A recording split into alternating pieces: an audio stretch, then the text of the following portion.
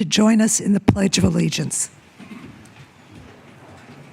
Pledge allegiance to the flag of the United States of America and to the republic for which it stands, one nation, under God, indivisible, with liberty and justice for all.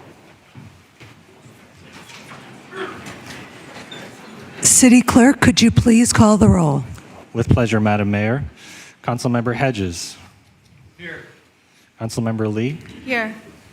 Councilmember Lorraine. Here. Deputy Mayor Newsom. Here. Mayor Diaz-Nash. Here. We are excited to be here in person with options for those who choose not to be in person to participate virtually. There are several ways to participate.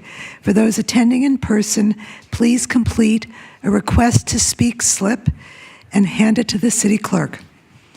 If participating remotely, use the raise your hand feature on Zoom and you will be called on at the appropriate time. If calling in via phone, please press *9 to raise your hand, and when called upon, press *6 to unmute. These options for public comment will remain available until I close the public comment period for each specific item. The first items we have are ceremonial, and wonderful ones at that. The first one is a proclamation of Parks and Rec Month.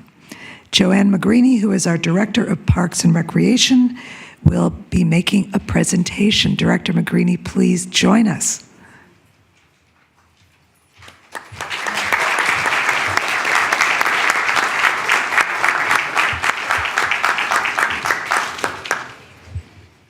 I don't have a presentation, just some remarks, but if you want to read the proclamation first. Absolutely. Thanks for joining me, guys.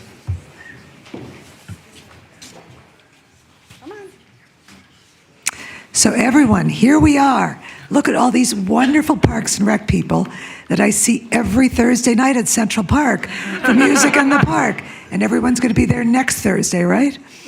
So whereas Parks and Recreation is an integral part of the city of San Mateo, and whereas Parks and Recreation provides outlets for physical activity, social interaction, and community building, and whereas Parks and Recreation promote time spent outdoors, which positively impacts our community's well-being, and whereas Parks and Recreation foster physical activity by offering ample space for a variety of popular activities, including dance, fitness classes, hiking, swimming, golf, and numerous other endeavors tailored to promote active lifestyles.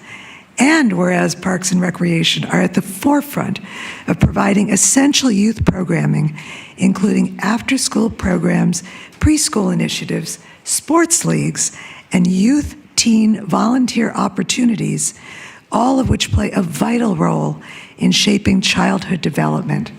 And whereas Parks and Recreation agencies profoundly influence the lives of individuals and families across all age groups and demographics, thereby contributing to the enhancement of our community's quality of life.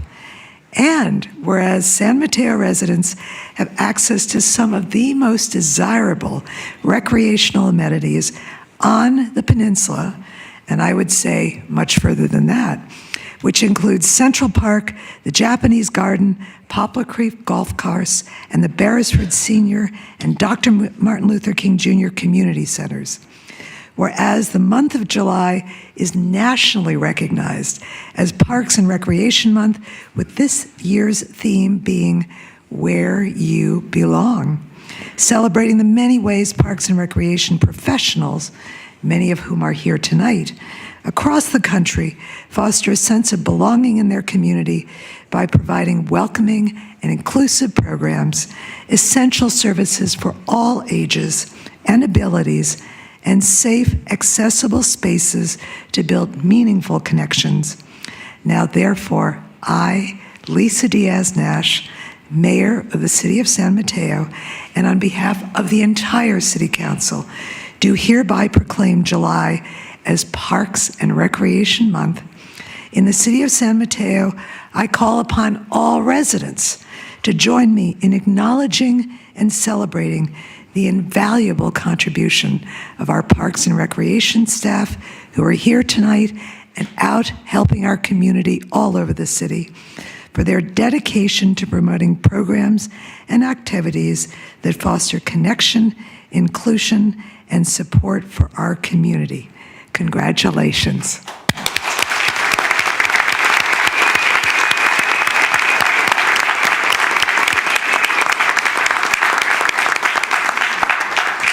Director McGreeny. Yes, thank you. It's an honor to be here to accept this proclamation under the theme, Where You Belong. This theme resonates with our community as it highlights the inclusive nature of our parks and recreation centers, and I extend my heartfelt gratitude to our dedicated staff whose unwavering commitment enriches the fabric of our community.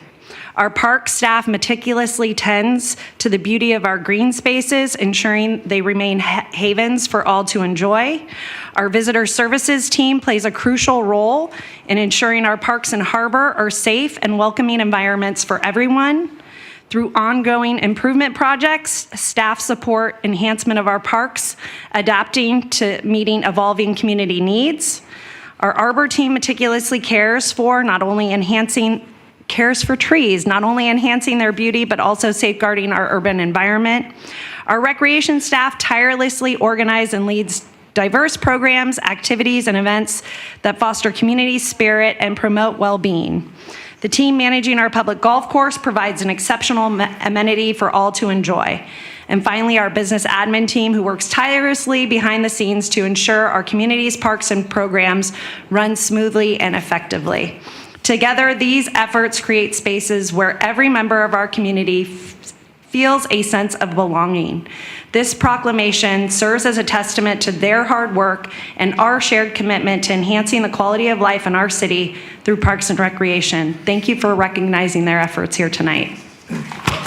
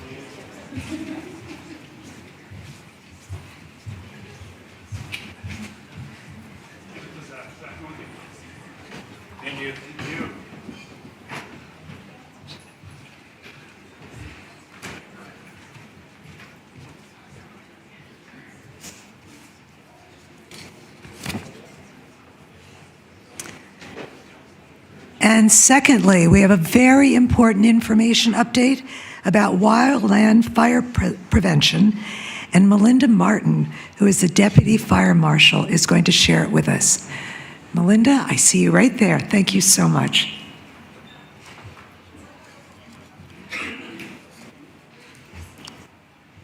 And just like that last ceremonial item was so much fun, this is so important for everyone to listen to. Thank you, Madam Mayor, council members, city staff. Thank you for the opportunity. My name is Melinda Martin. I'm the Deputy Fire Marshal for San Mateo Consolidated, and I'm going to give an update today on Wildland and where we stand for City of San Mateo.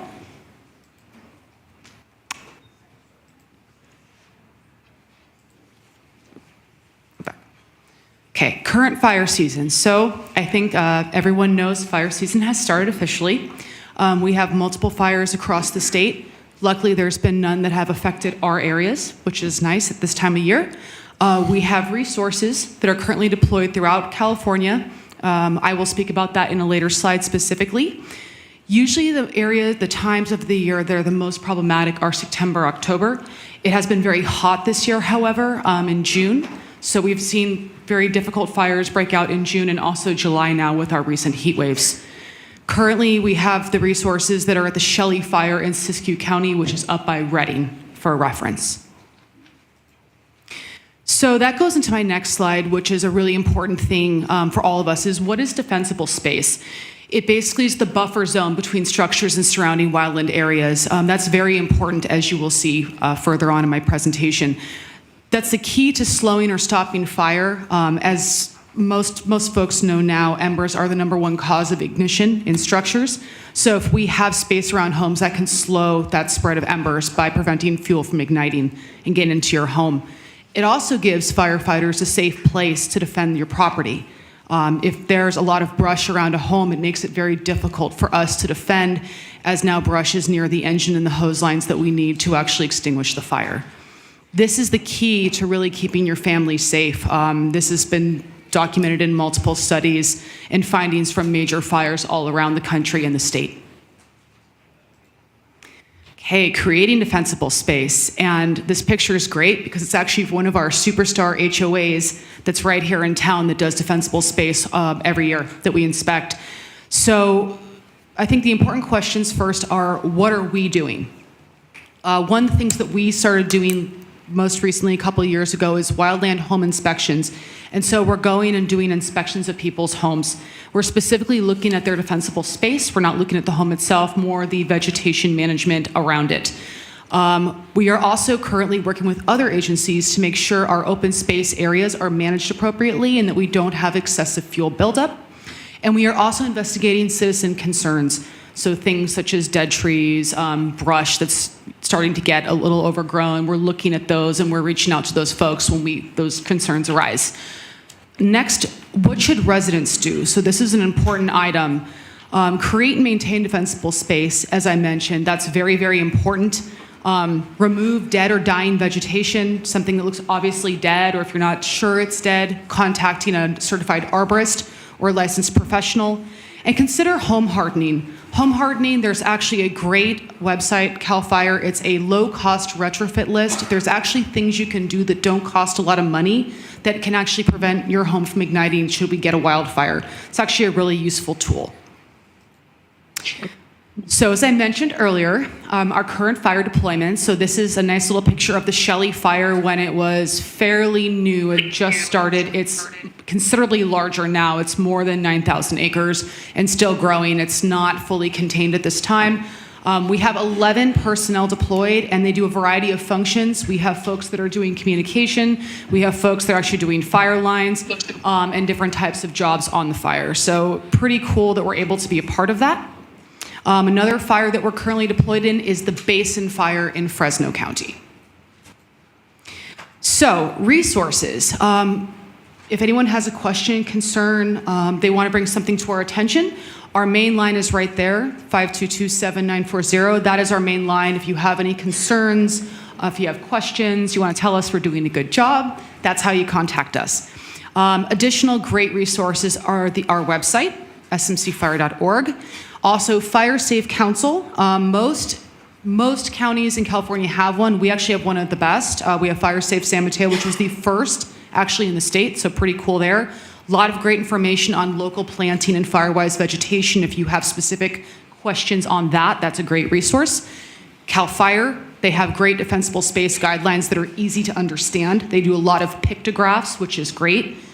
Ready for Wildfire is another great website, and Genesis Protect. So that actually used to be the other one, Zone Haven. I know if folks have heard of Zone Haven, but that's what it used to be called. It's now called Genesis, and that's basically evacuation routes. So if you've not gone on the website, I highly recommend you do. It'll have evacuation routes and zones, and it's all through your phone. So it's actually a very useful tool. And with that, end my presentation, but if you have any questions or concerns, again, my name is Melinda Martin. I'm the Deputy Fire Marshal for San Mateo Consolidated, and I can be reached at mmartin@smcfire.org or by calling our main line. Thank you all for your time. Thank you so much.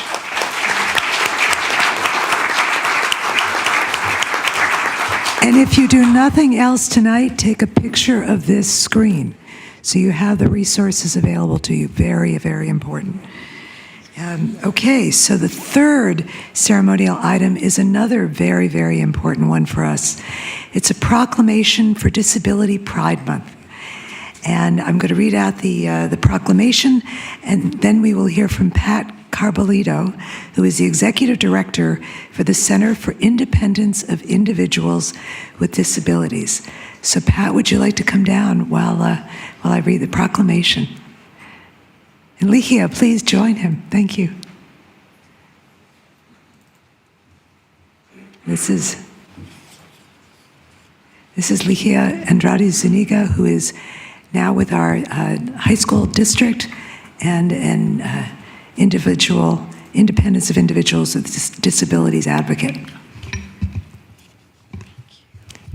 So let me read the proclamation first. Thank you all. Whereas the Americans with Disabilities Act, the ADA, was signed into law on July 26, 1990, to ensure the civil rights of citizens with disabilities, and whereas this month our community recognizes the importance of providing accommodations and opportunities for people with disabilities in all areas of public life, and whereas for 34 years, this historic civil rights law has protected the rights of people with disabilities and guarantees equal opportunity employment, transportation, accommodations, telecommunication services, and access to state and local governments. And whereas the City of San Mateo affirms the principles of equality and inclusion for persons with disabilities as set forth by the state of California and as embodied in the ADA.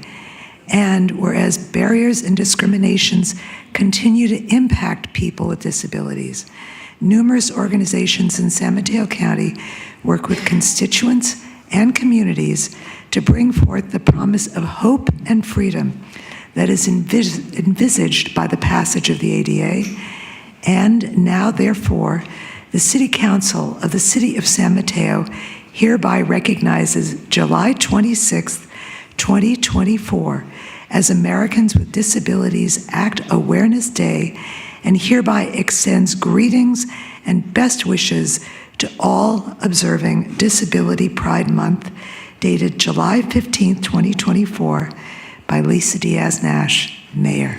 Congratulations.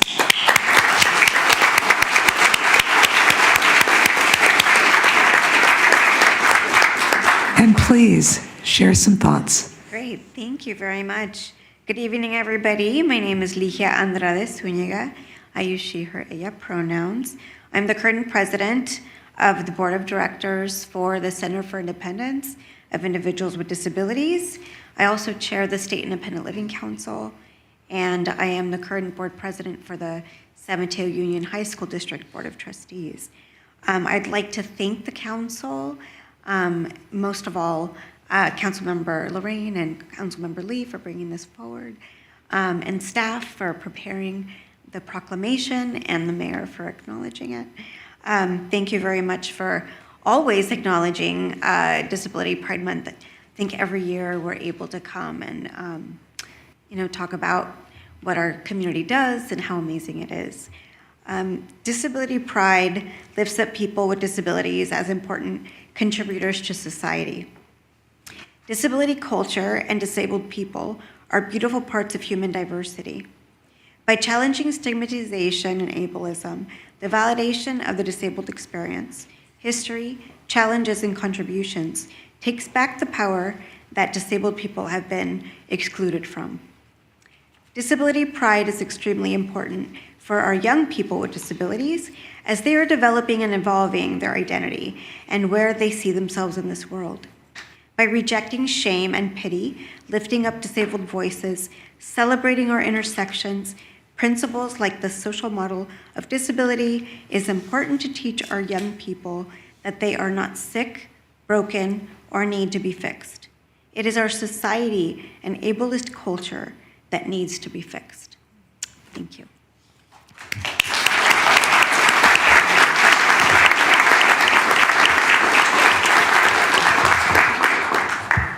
I just want a quick note to echo Lahia's comments. Mayor and City Council of San Mateo really appreciate this proclamation, and it's very important to make sure that everybody with disabilities know that it's an inclusive city and county of San Mateo. So We really appreciate this proclamation. Thank you so much from CID in San Mateo. Thank you.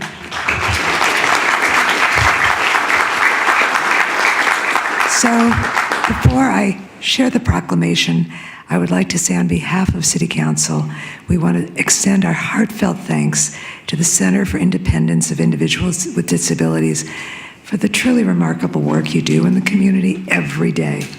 Your tireless dedication and unwavering commitment to improving the lives of individuals with disabilities are truly commendable. And we also want, with a heavy heart, to acknowledge the loss of former President of the Board of Directors, Mike Levinson. Those who knew Mike knew him to be a passionate advocate for inclusivity and a determined leader. Mike found joy in board governance and cherished the connections he made with the community. His legacy will be one of ensuring that individuals with disabilities have the resources, support, and opportunities they need to lead independent and very fulfilling lives. Let us all honor Mike's memory by continuing to strive for a world where every individual, regardless of ability, can thrive. Thank you.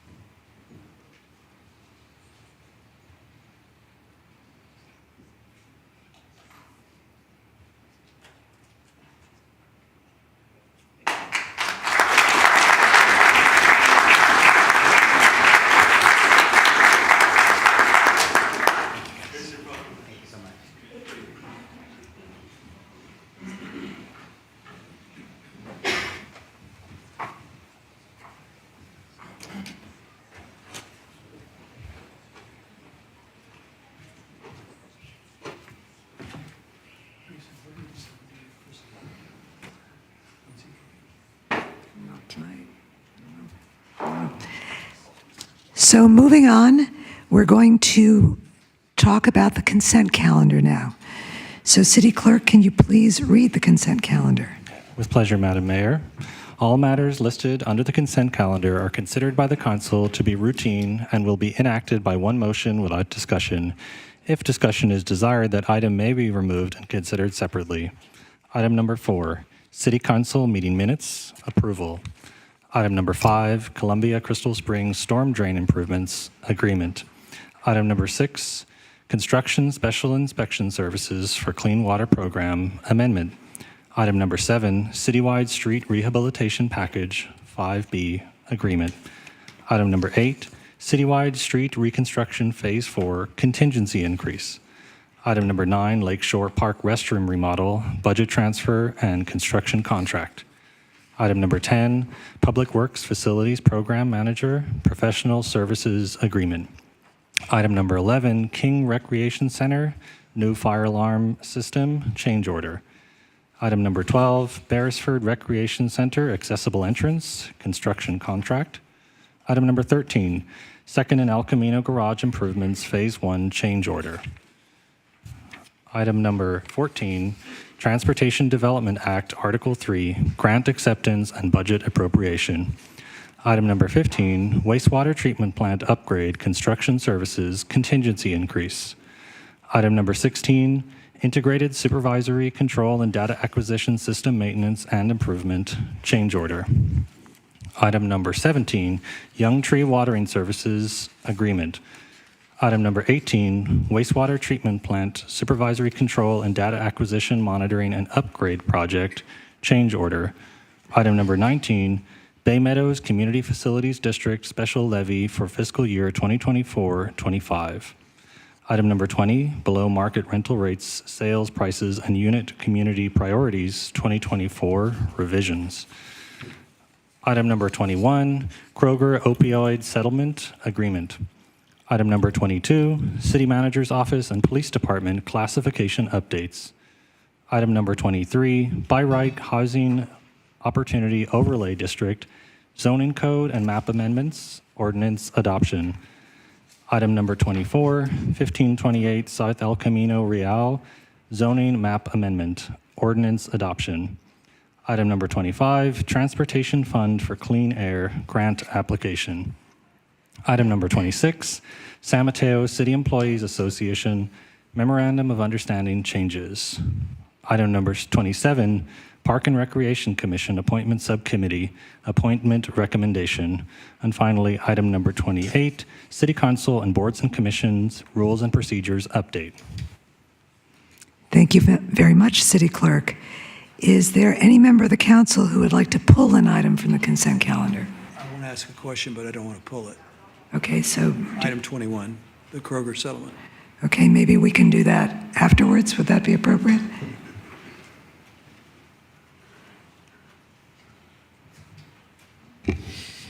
If you make your question brief, we can answer it quickly. Yeah, it's pretty brief. What I'm interested in is what we can use the money for that are typically budget items like NORCAN. Can we use it for that? Can we use it for our first responders who often respond to drug overdoses? That's kind of the idea. It's like there's specific uses that are allowed under the settlement agreements for education, outreach, abatement, things of that nature. So we'll have to check with the settlement administrator to see what uses are allowed, but that's the idea. I hope we can use it for some of the budget issues that we are undertaking because of. Thank you very much. Any other polls? No? Okay, so if any members of the public wish to comment on any of the consent calendar items, now would be the time to make your comment. This is for consent calendar items only. City Clerk? Yes, I have one request to speak on the consent calendar in person, and I have another in our remote environment. So that's two requests to speak on the consent calendar. So that'll be per council guidelines, council rules and procedures, that'll be 3 minutes per speaker. Mm-hmm. So we will bring up our first speaker, which will be Michael Reagan, and our final speaker will be Dave Cohen.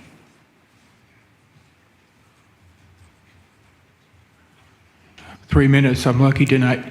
Good evening. Quickly, because three goes quick. Number 23, the housing overlay. I've talked to you before about this issue, and I feel that currently I'm the president of the Beresford-Hillsdale Neighborhood Association, and I do feel that these changes will bring a lot of changes in our neighborhood, and I'm not happy about some of the height and density that this will cause our neighborhood. Just to go on record. The other item that I wanted to speak of, and I'm happy about the improvements at Beresford, our neighborhood, but I have tried for the last several years to get some things done in and around the high school that still haven't been done at a minimum cost. They're spending over $800,000 for the improvement at Beresford, a lot of money, but I simply wanted, and our neighborhood wanted, some improvements in and around the high school that I'm sure you're all aware of, or hopefully you are, and I'm hoping those at a minimal cost could be done. And thirdly, I was at that meeting at the Adult Center regarding City Council Board and Commission Rule and Procedures update, and I'm very displeased. Mr. Cohan had given you a lot of information regarding our committee ethics, San Mateo, and I can see within which you have approved that ethics has not been, or our recommendations have not been included in this update, and I'm very displeased. I think in modern day society, I think all cities should have a very thorough ethics as far as the procedures that you guys follow and the other commissions that we have. So thank you for your time. Thank you. Our next speaker will be Dave Cohen. Our final speaker on the consent calendar will be Dave Cohen. Dave, please unmute your mic.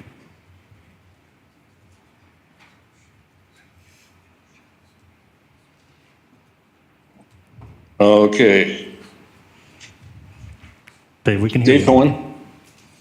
Honorable Mayor and council members, I am speaking for Ethics San Mateo, a California nonprofit tax-exempt mutual benefit corporation. Our advocacy for the council to develop comprehensive and enforceable codes of conduct and ethics standards with defined penalties for violations has been expressed many times.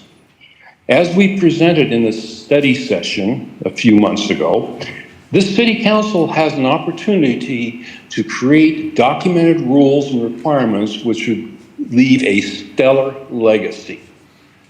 Staff is presenting for approval nothing more than the toothless agreements, general agreements from the study session. These contain the same basic elemental flaws as what already exists.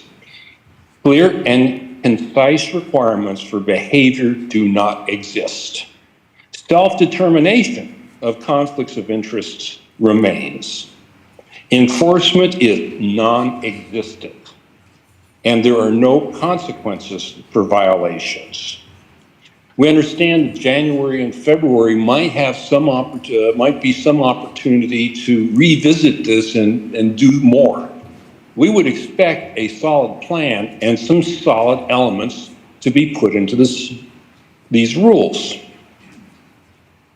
You have spent $11,500 to agree to be nice to each other and to speak in turn.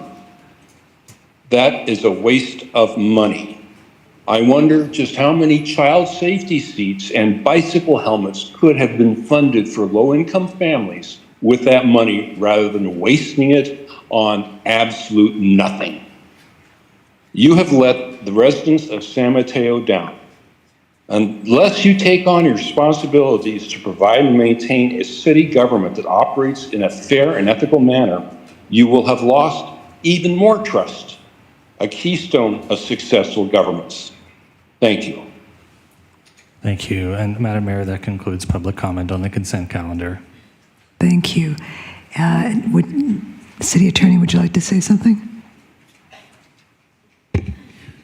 Just regarding one of the consent items, there's an ordinance I think you're going to speak to, a recusal. Yes. Okay. And before we get to that, City Manager, do you want to make any comment on any of the things that were mentioned in terms of what's happening? In terms of The last item? the council item. So what we're doing as a next step is that we'll be bringing back an item in probably January, or probably about February, most likely, having another offsite to discuss just how things are working out here with the council overall, with the updated item that you're looking at approving this evening. Okay, great. Thank you very much. So before we move to a roll call vote, the record will reflect that Councilmember Lee has recused herself from the ordinance adoption affecting 200 South Fremont Street associated with item number 23. So with that, do we have a motion to approve the consent calendar? Move consent. Second. Okay, City Clerk? Councilmember Hedges, Yes. Deputy Mayor Newsom, Yes. Councilmember Lee. Before I give my consent, I did want to speak on one issue without pulling it, which is to flag item 14, which in its title, Transportation Development Act, Article 3, Grant Acceptance and Budget Appropriation, may seem very benign, but for my North Central neighborhood, this is actually quite an important effort that has represented years of advocacy and input through the pedestrian master planning process and the Move San Mateo, our local multimodal advocacy group, which has asked for, including the neighborhood, has asked for better access to Caltrain from northern side of San Mateo and North Central. And so this is, this is a very important quality of life improvement study and design project that will hopefully remediate one of the challenges that my neighborhood is experiencing, which is having limited access and inefficient access to Caltrain. And one of the pathways to Caltrain from the north side includes literally traversing over a dirt path and scaling a fence. So that is not how we want to access quality transit. And so this is a long time coming, and the fact that we have now over $200,000 to design a fix that will give my neighborhood better access to transit is a real win. And I want to thank the community for coming out and making this possible. So with that, yes. Okay, thank you. Councilmember Lorraine? Yes. Mayor Diaz-Nash? Yes, Motion carries 5-0. thank you. So before we move on, as the City Council just welcomed a new member to our city's advisory bodies, we would like to invite up Sabrina Ocampo. Where are you, Sabrina? There we are. Come on down. The newest member of our Parks and Recreation Commission to be sworn in. Congratulations.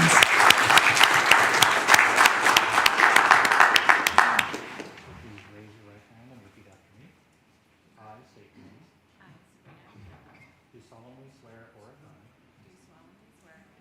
that I will support and defend the Constitution of the United States and the Constitution of the State of California against all enemies, foreign and domestic, that I will bear true faith and allegiance to the Constitution of the United States and the Constitution of the State of California, that I take this obligation freely without any mental reservation or purpose of evasion. Or purpose of evasion. And that I will well and faithfully discharge the duties upon which I am about. Congratulations.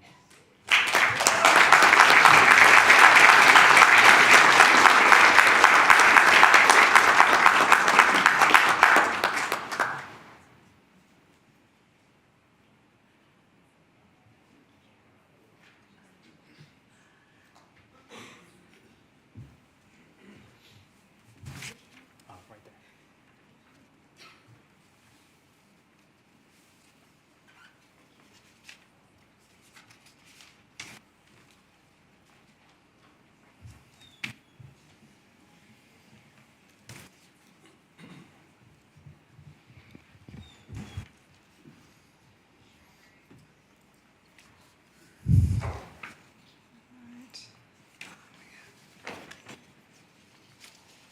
So next on the agenda is general public comment. Members of the public wishing to comment on any item not appearing on the agenda may address the City Council at this time. State law prevents council from taking action on any matter not on the agenda. Your comments may be referred to staff for follow-up. This public comment section is generally limited to 15 minutes. However, that is subject to this council's discretion and can be extended if council wishes to do so. If needed, an opportunity for additional public comment may also be provided later in the agenda. City Clerk, could you please tally the total number of requests to speak on general public comment? Yes, certainly, Madam Mayor. So this is the call for public comment on general public comment. We will be calling the last speaker, so please, if you intend to speak on general public comment, please submit your request to speak.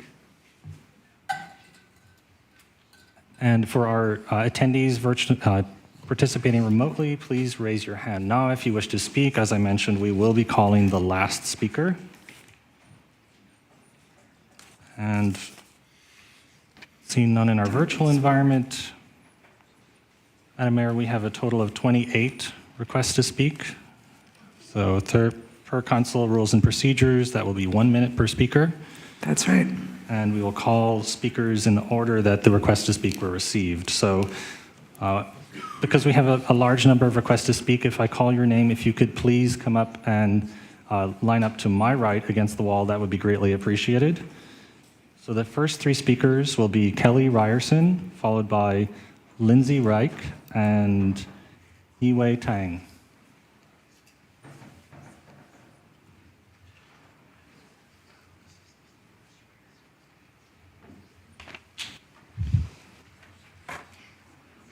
So it's really a shame that these beautiful parks that we've been hearing about tonight, that people are going to be unknowingly radiated at really unsafe levels due to neighboring cell towers. It's heartbreaking. To start, there's been some confusion in the media recently, which has been the claim that's been made that San Mateo must not be on the other side of the digital divide and therefore needs 5G wireless internet rollout. This is industry propaganda. We already have industry access or internet access through a cybersecure, reliable alternative with unmatched speed and capacity, and that is fiber optic cable. Second, I don't think that Councilmember Lee should be involved in any of the decisions made around the wireless rollout. She has shown that she has a conflict of interest by soliciting donations from Crown Castle to an organization at which she was a paid consultant. In no way does that make her an unbiased member of council who is able to consider the resident preferences. It's odd and surprising to me this isn't a more obvious conflict of interest legally, because it's pretty textbook. Thank you. Our next speaker. Please, no. Excuse me. No applause. So, we do have a protocol in place in the city of San Mateo, which is our motto is give respect, get respect. So we please ask that you honor that. We do not take, we have moved on beyond our ceremonial portion of the evening, so we are now in the business portion. If we, any cheering, jeering, booing can put a chill on public comment, so we ask that you honor that. So thank you. Our next speaker will be Lindsay Reich, followed by Yiwei Tang and Hunter Ryerson. Good evening, Madam Mayor and council members. I'm here to address the unauthorized operation of 19 cell towers in our city. This situation has been poorly handled from the start. Over a dozen unapproved antennas have been operational, many since February. It took concerned residents experiencing symptoms to discover this, placing the public at great risk with little industry accountability. I personally have 2 cell towers near my home operating without valid permits. Despite assurances that these towers would be turned off by July 8th, 17 are still energized. The city is repeatedly letting Crown Castle get away with violations, showing leniency that would never be extended to a resident building without a valid permit. While we appreciate the city's efforts to push back, more decisive action is needed. You have illegally operational towers, many of which should never have been granted permits to begin with. This is an opportunity. Please use this opportunity. The master license agreement gives the Public Works Director the authority to cancel non-compliant permits. This situation warrants immediate cancellation of all 19 towers. Thank you. Our next speaker will be Yiwei Tang, followed by Hunter Ryerson and Bill Wardell. And our last speaker will be Bernard Brand. Good evening, council members.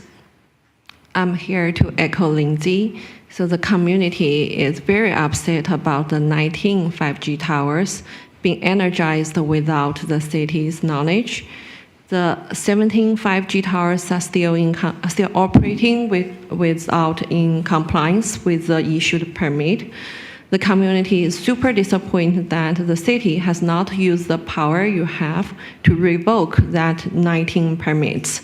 According to city's municipal code and the design standards, the director has a right to revoke the permit if it's not in compliance. So that being said, the city has power. Please use it appropriately.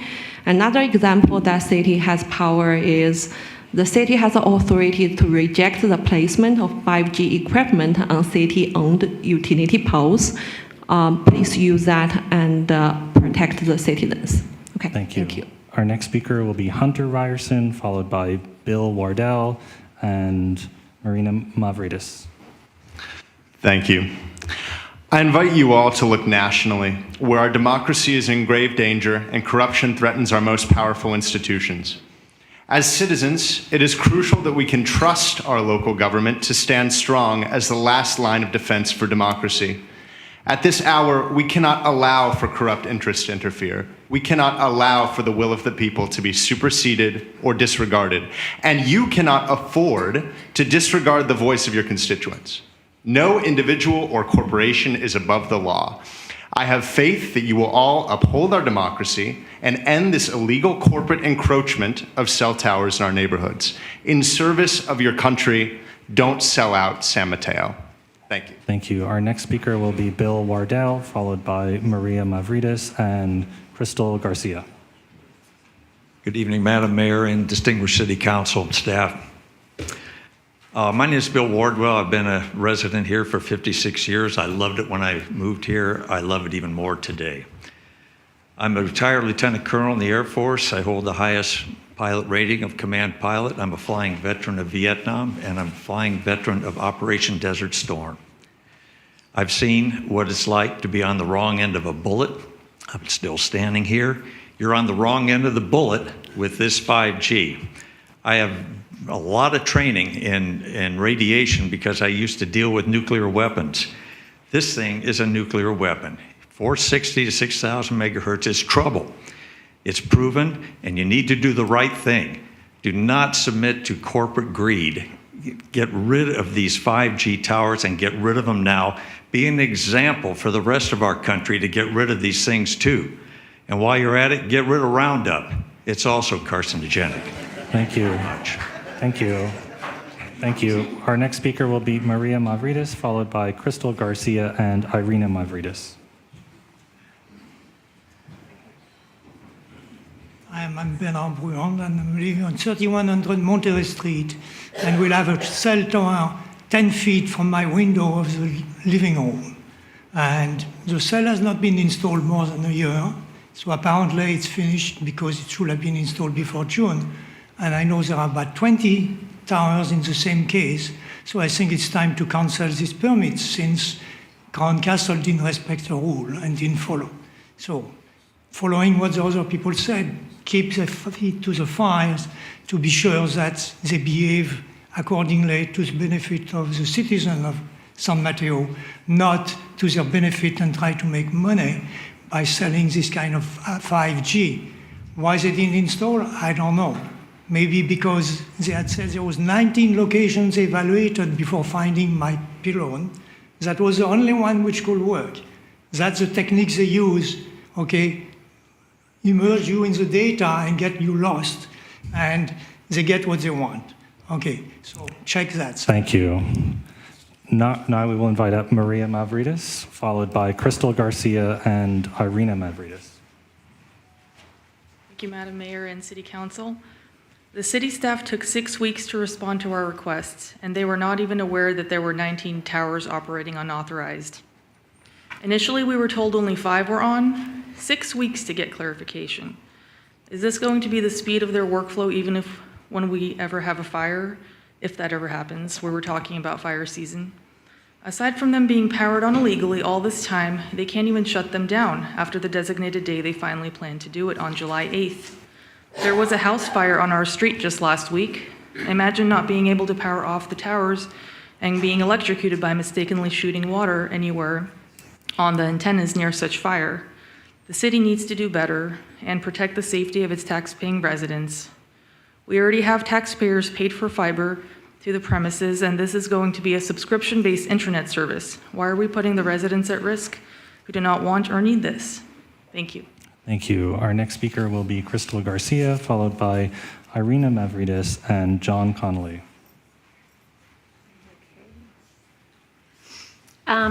My main concern is why aren't all the residents of San Mateo being notified about these small cell towers? It's only those that are in the perimeter. And when and if you do send out notifications, will you offer translations? It is inappropriate for Mayor at the time, Emerence Lee, to be soliciting donations from Crown Castle for an organization where she served as a paid consultant. We are profoundly disappointed by this conflict of interest. Moreover, there are numerous towers that should have never been approved, with 17 still operating illegally. While we appreciate the city efforts to push back, it is crucial to note that you possess the full authority to cancel these non-compliant permits. Why is the city not taking decisive action? Lastly, let's not forget that the wealthier communities do not permit such tower near homes. We must demand the same level for protection for our neighborhoods. Thank you. Our next speaker will be Irina Mavridis, followed by John Connolly and Diana Rios Dominguez. Good evening, Council. We were disheartened to learn that Councilmember Lee, as mayor at the time, solicited donations from telecom giant Crown Castle for an organization where she was listed as a paid consultant, Cora. AMO often brings up the 200 resident voices opposing historic designation. We are at least 500 households, and we oppose these small cell antennas steps from our homes. Do our voices not matter? We also learned that Crown Castle reached out to AMO Lee after this past May 6th wireless ordinance study session to discuss current projects and the ordinance updates, quote. AMO, if you will not recuse yourself from this process, we can only hope that you are not meeting with Crown Castle separately, as you were invited, and being guided by the industry when making decisions regarding this update. We are counting on you to protect democracy and not bastardize this process. We look to council to give your constituents the same protections from this rampant influx of small cell antennas near our homes as many cities across California and the nations have. You are not beholden to the telecom industry, regardless of any donations requested or made. Thank you. Thank you. Our next speaker will be John Connolly, followed by Diana Rios Dominguez and Judy Wong. Good evening, Mayor and council people. Good to see you again. I'm here once again to oppose the installation of the 5G cell towers and to also highlight former Mayor Lee's solicited donations by Crown Castle. We're all concerned about the property values, the health risk posed by the 200 cell towers that have already been installed, as well as what's coming. It's very concerning that Crown Castle met with Councilmember Lee and suggests ethical issues, and I urge an inquiry into determining if Lee should abstain from any voting on future ordinances of this matter. Thank you. Thank you. Our next speaker will be Diana Rios Dominguez, followed by Judy Wong and Martin Elliott. As always, thank you, City Council, for always showing up and your dedication. I'm sad to hear that there's a conflict of interest between Council and Crown Plaza, hopefully, or Crown Castle. Hopefully that can be investigated, a little bit more, and that doesn't take place again and get in the way of you all protecting us, citizens. I'm here representing my son, Dario, and Grace Dominguez, and along with their classmates who also don't want 5G towers in their community. I want to support the ladies that have come here. They work hard, they do research, they're bringing, professionals together. I want them to be heard. I want to make sure that you all are hearing us and representing us and making the best decisions that protect us. All right, thank you for your time. Thank you. Our next speaker will be Judy Wong. Real quick, another thing too is I talked to a couple city employees and they're also concerned when they have to fix a light, they have to be by those 4G towers. So take that into consideration with the raise. Their health is being exposed as well. Thank you. Our next speaker is Judy Wong, followed by Martin Elliott and Michelle Mezcara. Hi, I am reading this on behalf of Kathleen Wells, who couldn't be here. Our city staff has met with Crown Castle and other telecom industry representatives with the stated purpose of taking their interest into account. We do not understand why residents' interests are not being put first. Our group has devoted a substantial amount of time and money to this issue, engaging our own attorneys to help inform the city staff regarding the city's power in the face of big telecom. Yet it seems that the city staff is choosing not to enact many of the protections for their residents that our attorney has recommended, and that the city staff continues to take Crown Castle at its word, despite Crown Castle's faulty permit applications, illegally operating towers, and lies to the public. These decisions should be made by the mayor and the city council, who are elected by and accountable to the voters, not by city staff who are not elected by the residents, and many of whom don't even live in San Mateo. Again, we are asking the mayor and the city council to exercise your oversight authority. Thank you. Our next speaker will be Martin Elliott, followed by Michelle Marcara. Apologies if I'm mispronouncing that. And Tom Lees. Okay, thank you. Thank you, City Council. I appreciate the time today. I know you all received a letter from Ariel Strauss dated June 27th. I want to endorse that letter enthusiastically and make a couple of points that I think are key. One, he mentions that the city must place citizen needs above a commercial carrier. This is critical. We are your constituents. We need you to hear our voice, and I think you've heard a lot from everyone so far.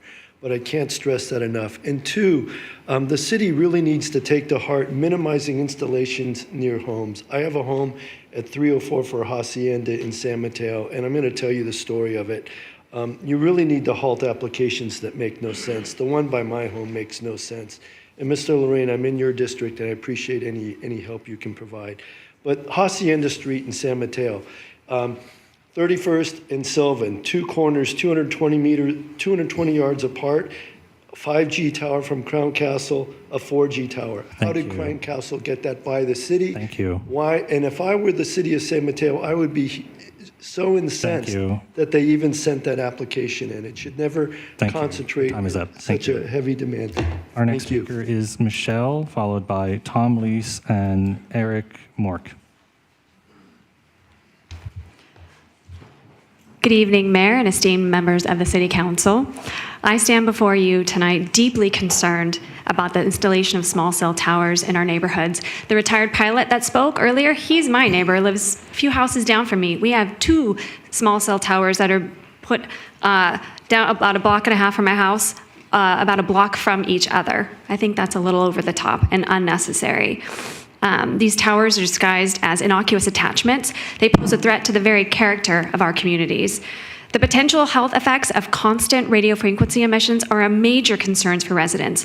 While the FCC has established safety standards, long-term health studies are still ongoing, which means we don't know what is happening with this radiation that is being emitted from these cell towers. That is really scary. The potential health risks, especially for children, are simply too great to ignore. We can't afford to gamble with the health of our families. Rates of early onset cancers and neurological diseases are on the rise. Thank you. Something to think about. Thank you so much. Our next speaker will be Tom Lees, followed by Eric Mork and Leon Pamulis. Thank you. I'm glad my purple shirt is also in support of our friends at the union. Crown Castle is actually a real estate investment trust. They are not telecom. They're an investment firm, a predator firm. They're worth $44.99 billion. But here's the thing. They have a debt of $29.12 billion. So they're a predatory, extractionary company. This Wall Street continuing to extract wealth from the middle and working class. Crown Castle, our other communities have fought back successfully against Crown Castle. What an arrogant name, by the way, Crown Castle. The health implications of our community, and especially our children and seniors, is unknown but likely catastrophic. There are still illegal towers installed, and I'm wondering when Public Works is going to demand and make them removed. And I'm so glad we could all spend some time together tonight. Thank you. Our next speaker will be Eric, followed by Leon and Mariva Godfrey. Good evening. My name is Eric Morkvey. I'm a member of SEIU 521, and I came with friends. Institutional knowledge is much like trust, earned and learned in drips and lost in buckets. There's no incentive to stay and earn time, trust in a city that doesn't show that they value that time and trust.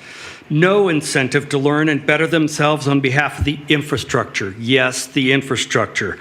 I work for the infrastructure of San Mateo on behalf of the residents. And we've shown monthly and yearly how little anyone really cares about bringing us along on a career, a path of improving ourselves for your betterment. You need to immediately incentivize longevity, make staying a positive outcome, reward additional education, show them that you value them. Why do you choose to do this? You've seen the inadequacies in this contract and you still choose to do this? I fight, I have fought, and I will continue to fight. Thank you. Thank you. Our next speaker will be Leon, followed by Mariva Godfrey and Nicole Fernandez. Thank you. My name is Leon Poles. I'm a 24-year-old vet in the Navy. I've worked for the city of San Mateo for 23 years, nights, weekends, holidays. I've missed many of things, as many of all of us have. And I support and stand by my union members. Thank you. Our next speaker will be Maria Godfrey, followed by Nicole Fernandez and Mark Cooper. One of my favorite things is to see you all here. And thank you for all your service. My name is Maria Godfrey, for the record. I'm a resident of San Mateo since 1981. And I thank you for listening to my words. Tonight, the Flood Free Coalition, WAVE, stands in solidarity with the Department of Public Works and the Parks and Rec Department in asking for a pay increase for the staff and crew in the trenches, in our trenches. These unsung heroes who work in the heat and during storms to keep our many systems functioning properly deserve to be recognized for their value as essential workers in our city, yet they had not had a significant salary increase or a ratified appropriately fair contract in 16 years. We are certain that you agree that people are our most valuable natural resource, and their labor on behalf of all of us merits adequate and prompt compensation, as well as appreciation. Thank you. Our next speaker will be Nicole Fernandez, followed by Mark Cooper and Raul Perez. Good evening, Council. I'm Nicole Fernandez. I'm a resident of District 2 and speaking as an individual tonight.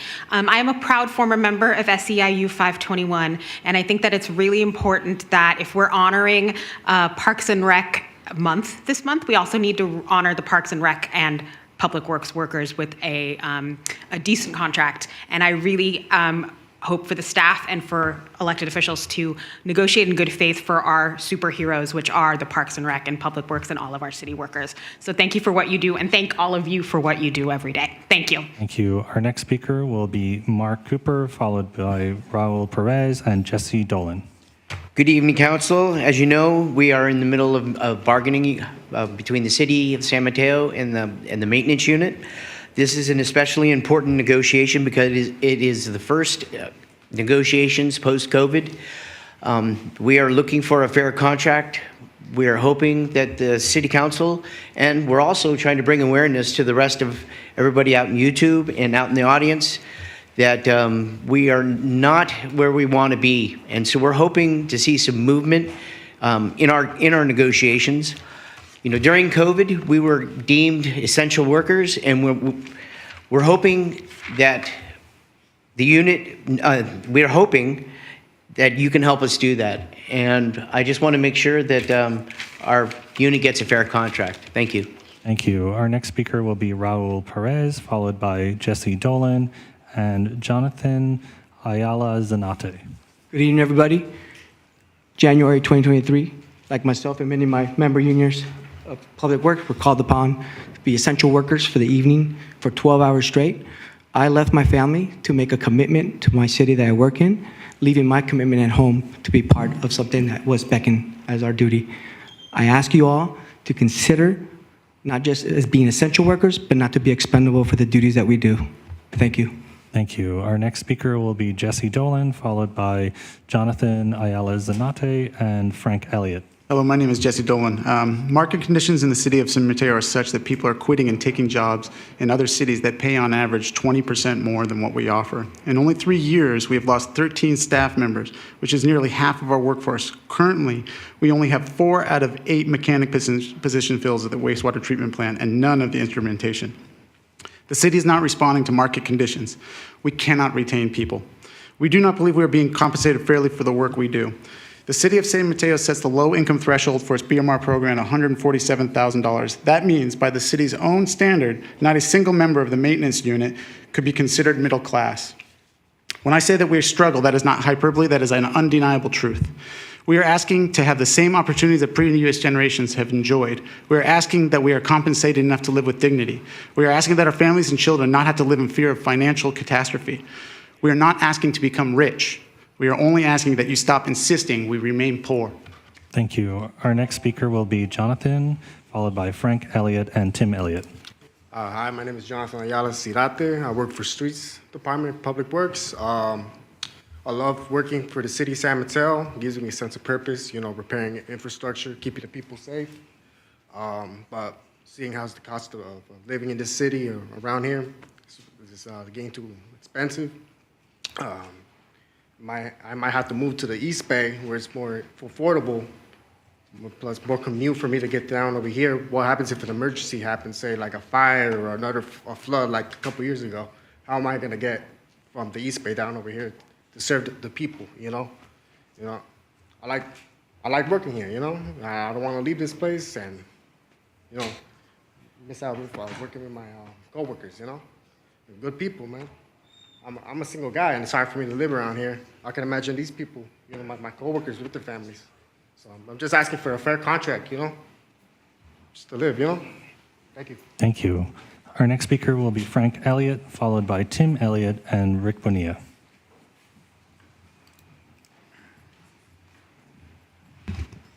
Good evening. New topic.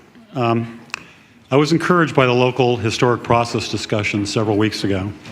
Encouraged because it seemed, by choosing option 1, council hoped, expected, the Baywood nomination would be withdrawn and contention could be reduced. As one of you said, it's not right to have 2 bites at the apple. Thank you, City Council. Thank you, City Manager, for trying to do something to quiet things down. We now know there is no intention to withdraw. Frank, hold on 1 second. Everyone, can you please be quiet so people can be heard at public comment? Thank you. Pardon me? 30 more seconds. Okay.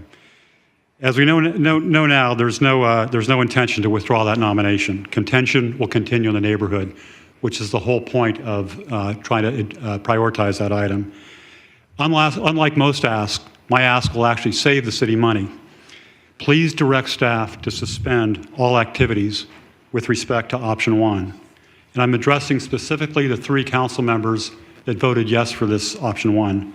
Please propose agendizing an item for next meeting to save $500,000 and abandon option 1. Thank you. Our next speaker will be Tim Elliott, followed by Rick Bonilla and Jay Cure.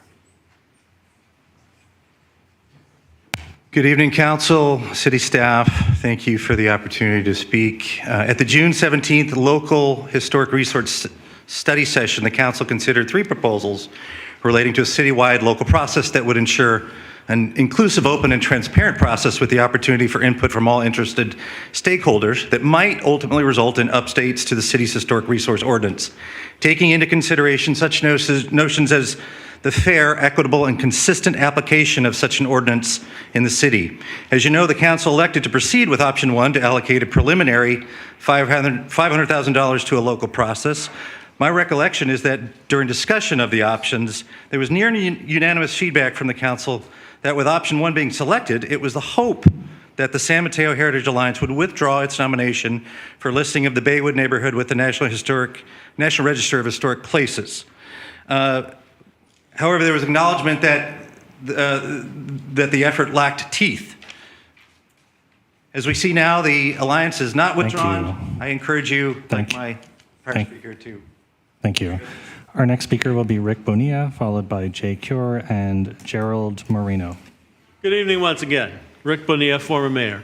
At the recent June 17th meeting and study session, when direction was handed to staff regarding moving forward with creating a historical preservation ordinance, a study, I believe, in San Mateo, the consensus was formed because it was believed at the time that the San Mateo Historical Alliance would withdraw their application to the state and allow the city to go forward with an unburdened process that could truly be of the people of San Mateo.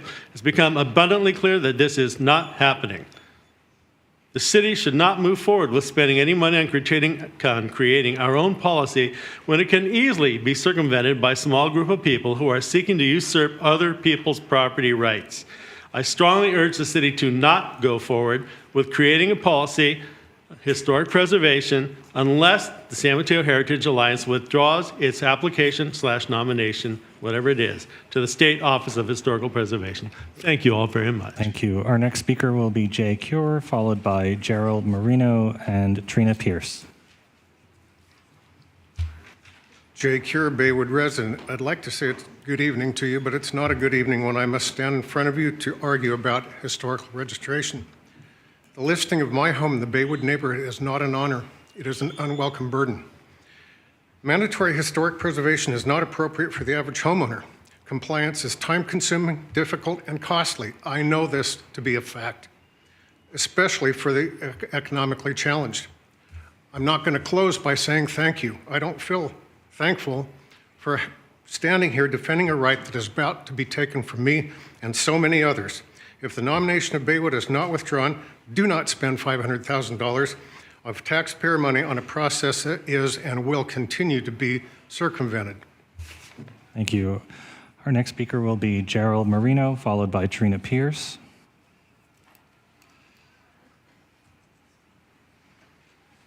Good evening, Council and Mayor. I've been here before speaking about these blowers, and I know that the city has been doing something about the blowers wanting to go battery powered, but I would think that vacuuming them up and taking the trash with them. I live on 28th and Delaware, and I see every Friday they're blowing leaves and trash and into the street, and code enforcement doesn't have time to come and deal with it all the time. I spoke to a fellow who works in Bay Meadows, and he's picking up papers that are from one part of the Bay Meadows area. Roblox is across the street and cat corner to where I live. And I watch this on a regular basis. We have windows with echoes, and they're loud and obnoxious, and nobody likes blowers. And even battery powered is half of the problem, because they're gonna they blow dust on these cars that they've just been washed. And it's just, why can't they use a rake and a broom? Get a bag, a yard vac, electric. Thank you. Thank you. Our next speaker will be Trina Pierce.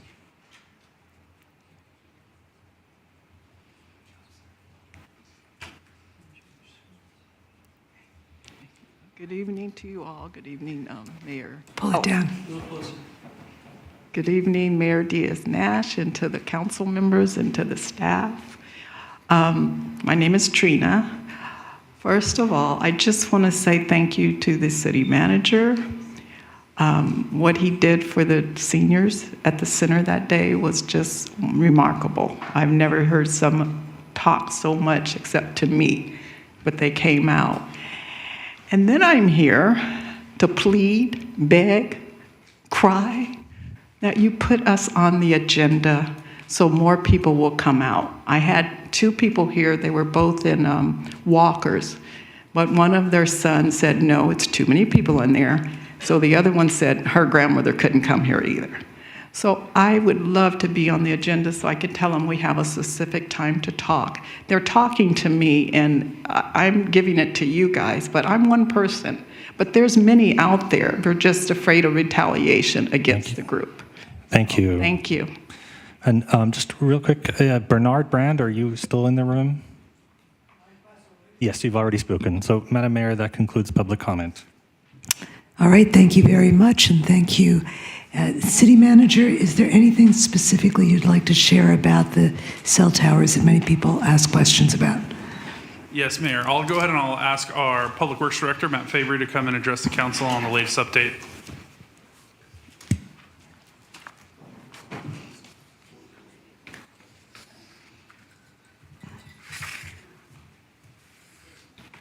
Good evening, Matt Fabry, Public Works Director. In response to the comments tonight, there are 19 sites that Crown Castle energized without getting final approval from the city staff in terms of inspections and closing out of their permits. So we have directed them on numerous occasions that they need to immediately cease operations of those facilities, get those facilities inspected, make any corrections before they can be re-energized. We had a meeting with Crown Castle, including their regional vice president, to talk through all these issues. They met with our staff out in the field to determine all the things that need to be fixed in terms of getting those facilities signed off in terms of final inspection. They were supposed to come out this past week and start the process of de-energizing those facilities. The progress was not as fast as we definitely would have liked, the city staff. We've let Crown Castle know that. We're actually looking at having a letter coming out to Crown Castle from our city attorney's office urging them to move quicker. We are actually up to 6 or 7 sites now that they have gone through the process of correcting issues, getting those final inspections done so that those facilities can be re-energized. But we still have 12 or so to go before they're going to get done. So they're going to be ramping up, excuse me, supposedly doing 3 or 4 of those a day over the next days to get all those facilities done and inspected before they can be re-energized. So that's the status. And then we are continuing to work on updates to the ordinance and design standards, and we expect to be bringing those back through commission and council later in the fall. So happy to take any questions. And how will you be managing what's going on, seeing as how they've not been listening to deadlines? Well, we issued a stop work order quite a while ago based on some of the other challenges that we've had in terms of their activities out in the field. They've had their fiber boring operation damaged a lot of utilities. So we issued a stop work order. So they've been given a conditional release under that stop work order, only to allow them to work on these 19 sites and to do an assessment to make sure that there aren't additional utilities that were damaged when they deployed the fiber boring work that they've done. So they aren't allowed to do any additional work on installing other facilities. They aren't allowed to submit additional new permits. So all that work is on hold until they make substantial progress, getting all these 19 sites dealt with, and then make substantial progress on evaluating all the work that they did with the fiber boring before we release any other work. They also have a certain number of permits for which they have exceeded the build-out period.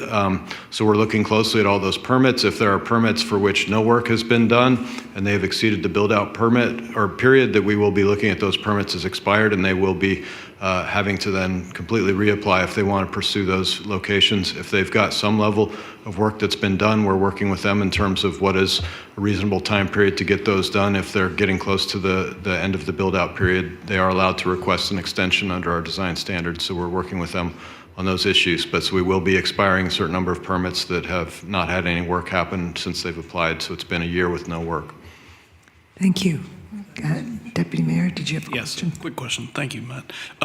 So are we allowing them to start with new projects, or are all projects on hold until they've corrected? All projects are on hold. They've agreed to a comprehensive quality assurance, quality control plan, and part of that plan going forward is that once they get to the point where they could actually start doing work on existing permits, they would have to work at a rate which they have to get, I think they agreed to get 5 sites completed and done before they would submit any applications so any new application would require that they get 5 sites done of the existing ones that they've applied for, so that we don't get into a situation where they continue to apply and apply and apply and not get work done out in the field. So they will be working in geographic zones. They will be working in that metered fashion in terms of getting things done. They also are paying for inspectors, so they are city hired inspectors, so they are not hired by Crown Castle, but they're paid for by Crown Castle, so they're city inspectors that are going to be dedicated to inspecting their work. So we're going to make sure that we have people out there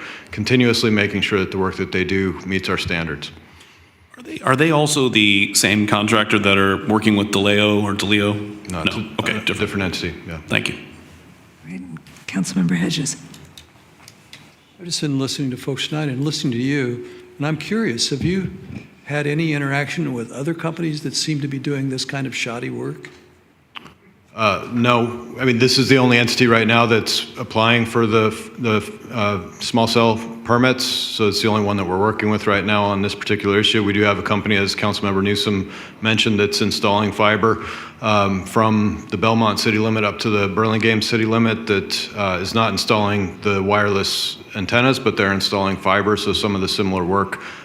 We haven't had issues with that contractor. They've been, according to our inspectors, doing good work, although they are putting a lot of holes in Delaware as they're going north through the city. But yeah, we haven't had similar types of issues with that contractor.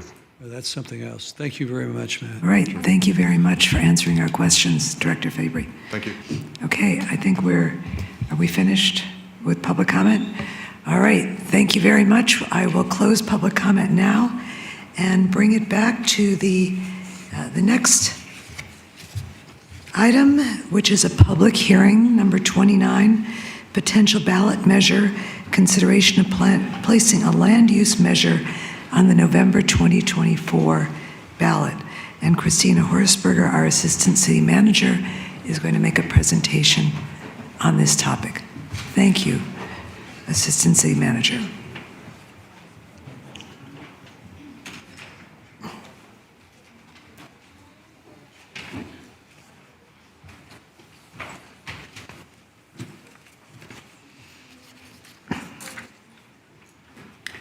Good evening, Mayor Diaz-Nash, Deputy Mayor Newsom, and council members. For your consideration at this time is a potential ballot measure.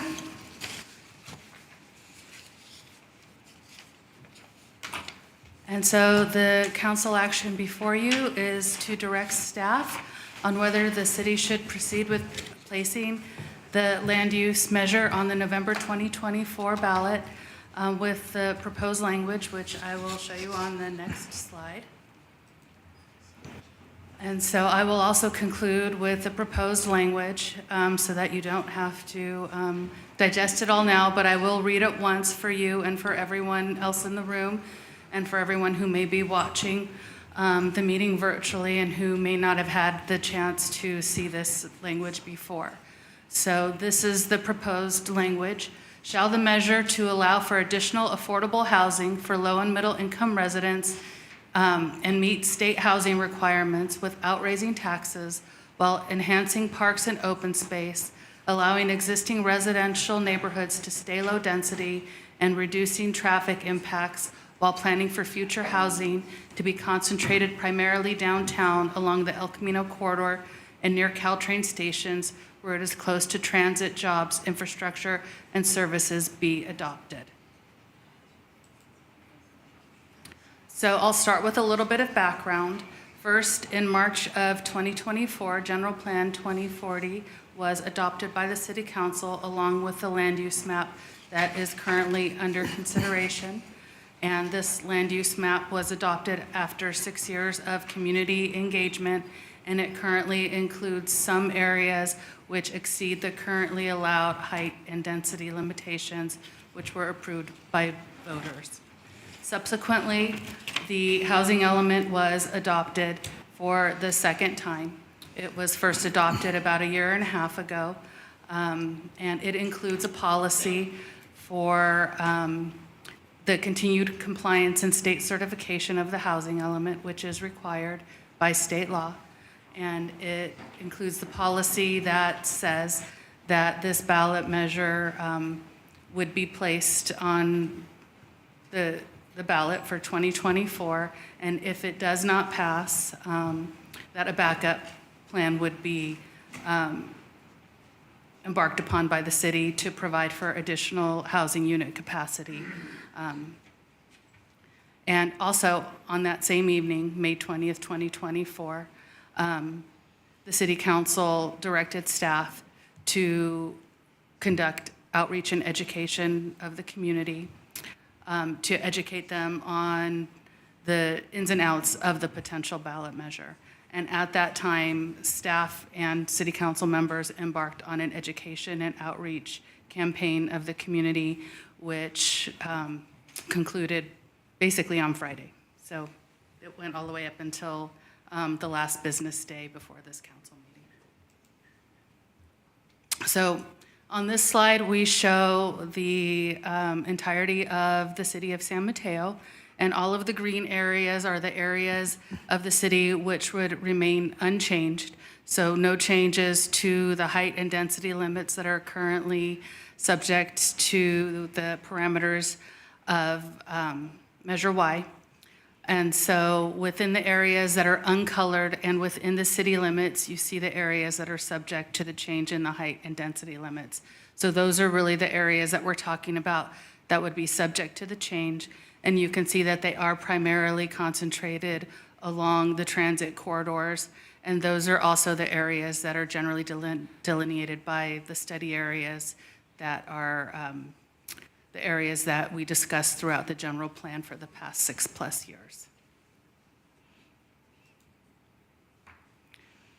And so throughout the outreach and engagement that we did for the general plan, we did land on the 10 study areas that are delineated here by the bold black boundary lines. And the consensus that we landed upon through our community outreach was intended to provide a balanced approach to where the most growth and change would occur within the city. And it was intended to land growth where it would make the most sense. So where the most infrastructure could be concentrated in our transit corridors. And you will see on the west and east sides, there's also Campus Drive and Bridgepoint where there are some opportunities for some redevelopment. And so you can see here, just by the bold coloration, the majority of the city would remain compliant with the limitations approved by voters in 2020 through Measure Y. And so in the areas that you see within those study areas that remain uncolored by the green, it would be a variety of land use designations that would result in a combination of 6 to 8 stories in height and a density ranging from 99 dwelling units per acre to 130 dwelling units per acre, whereas the current limitations are generally about 5 stories and 50 dwelling units per acre. And so the remaining areas, again, would remain unchanged. And so that's not to say that there would be no change in the rest of the city. It just means that changes in the rest of the city would be within the limits of Measure Y. And so that doesn't mean that no development could occur anyplace else. And so I just want to make sure that that point is clear, because that was some confusion that we did hear through some of the conversations that we had. So it doesn't mean that people can't build things in other places or that there's no change. It just means that everything else would continue to conform with the limitations that were part of the Measure Y and the measures that went before it. And so as part of what is under consideration, it does mean that Measure Y itself, the text of it would be replaced by different language in order to maintain consistency with the general plan. But the overall limits and intent of it would remain the same. And so the measure would also extend to 8 parcels, which were discussed as part of the general plan. One of them is the Marriott site, and there also are some sites around Burrell Avenue. And then, unless there's some other measure that comes to pass, the measure would sunset in 2030, as Measure Y was intended to do. And then this is a table with the 8 additional parcels outside of the study areas.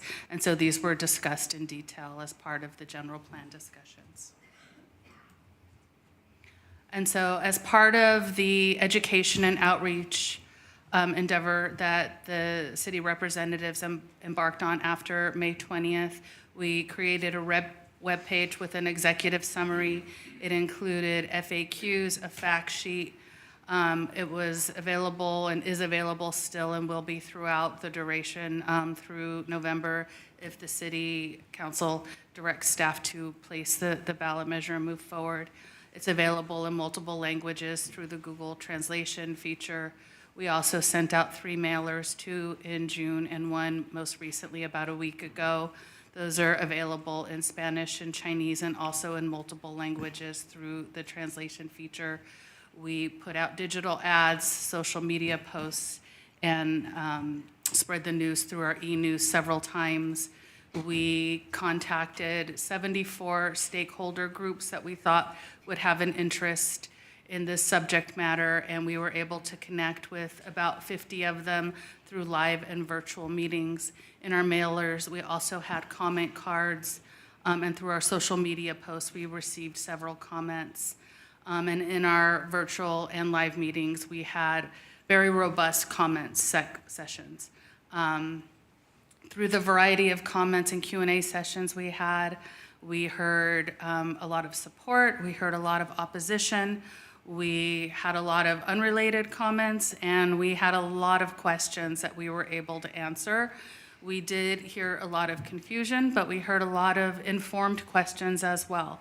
And so we were able to provide a lot of clarifying information and just a lot of in-depth information. And so we did have a lot of very genuine, in-depth, and robust conversations. And we heard a lot of feedback as well.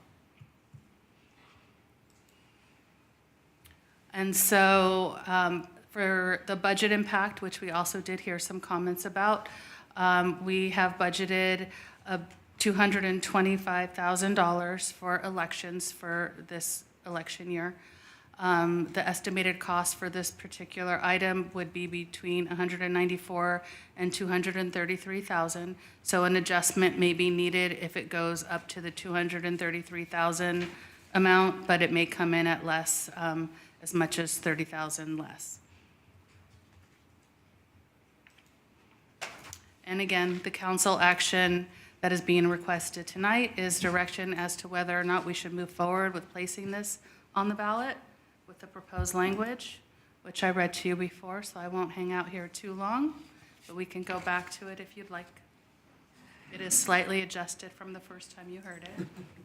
And the next steps would be August 9th is the submission deadline for the county, August 13th, the primary arguments in favor and against, the 14th amendments withdrawal deadline, the 20th is rebuttal arguments and an impartial analysis, and November 5th is election day. So that includes a presentation.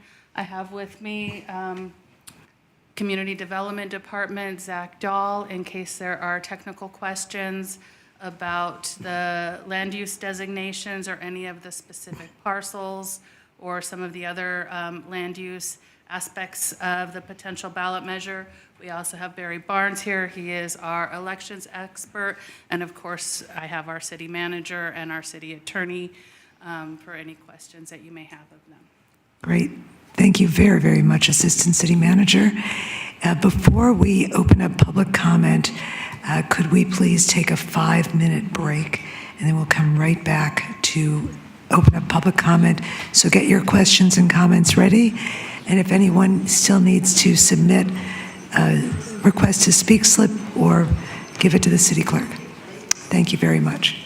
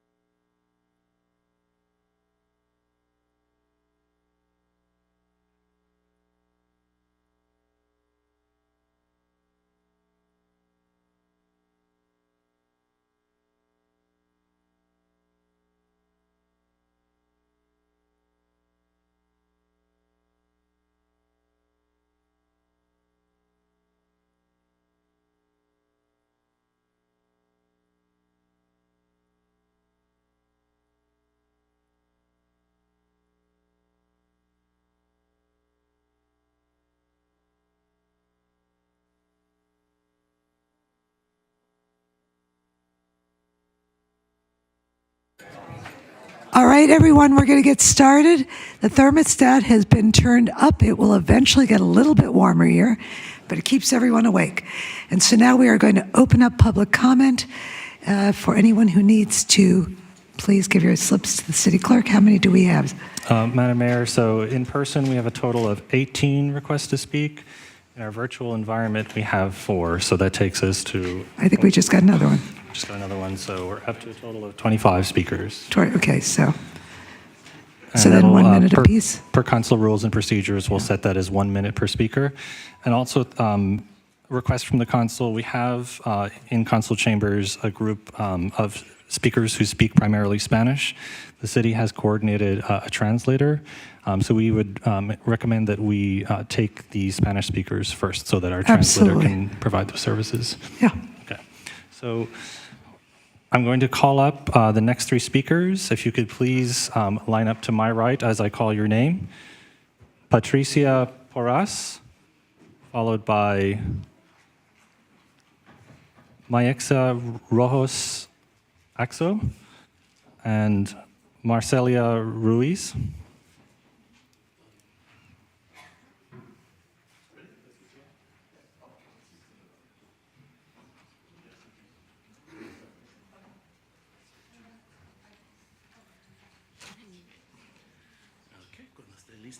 Hello, I'm Ron Obregon with Avid Translation. I'll be providing language support.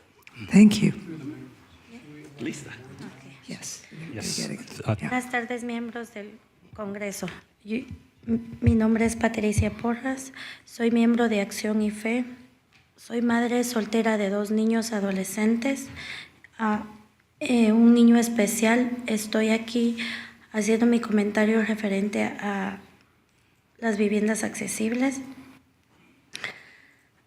Yo soy una de las madres que está en el proceso de que no entra en el programa de viviendas accesibles. Tenemos muchas familias y yo vengo en representación de ellas para levantar la voz.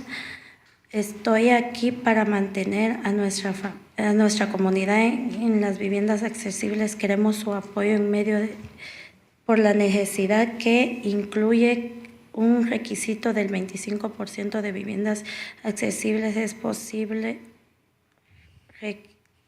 requisito de 20% realmente de profunda iniquidad. Aprueba protección de los inquilinos de esta medida se hace efectiva. Muchas gracias. Yes, good evening, City Council members. My name is Patricia Porras. I am a member of Faith in Action. I am a single mother. I have 2 children, teenagers. I have a special needs child, and I belong to a group of families of very, very, very low income that do not qualify for this particular measure that is being proposed. And I think that my children deserve a roof, a dignified roof over their heads, a good, secure home so that we can have stable families and healthy families. We're hard workers, families that hard workers, and we're fighting to be able to move ahead. And I think that we deserve that our voice be heard. Thank you. Mm-hmm. So our next speaker will be Maxea Rose.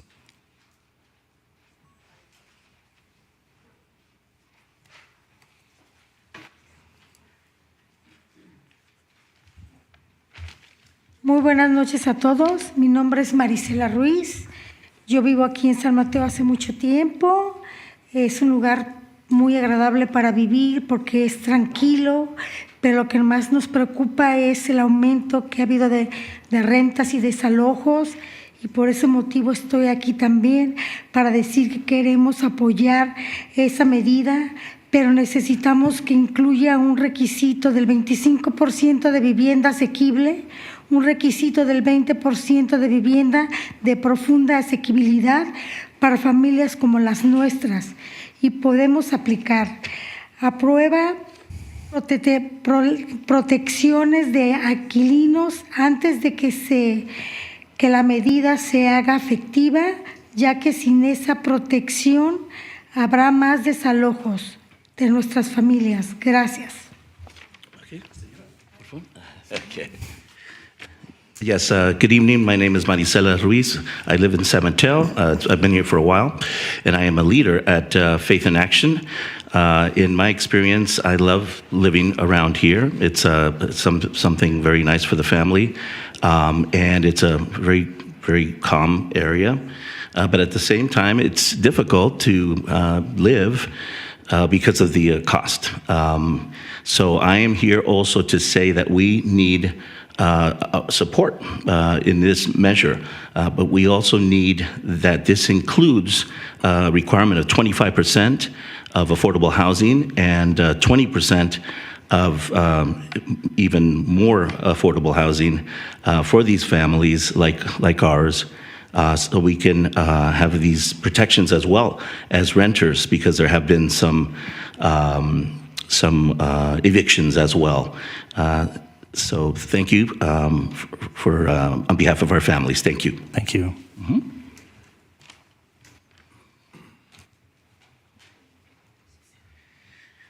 Mireya Rojos.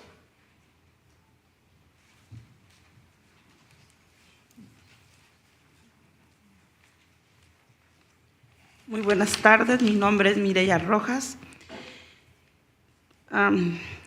Tengo viviendo aquí más de 15 años, soy madre de 5 hijos. Como toda madre, pienso que estamos preocupados por la situación que está sucediendo en nuestra comunidad, pues ya que los precios de las rentas están muy altos y no hay unidades realmente asequibles para nuestras familias.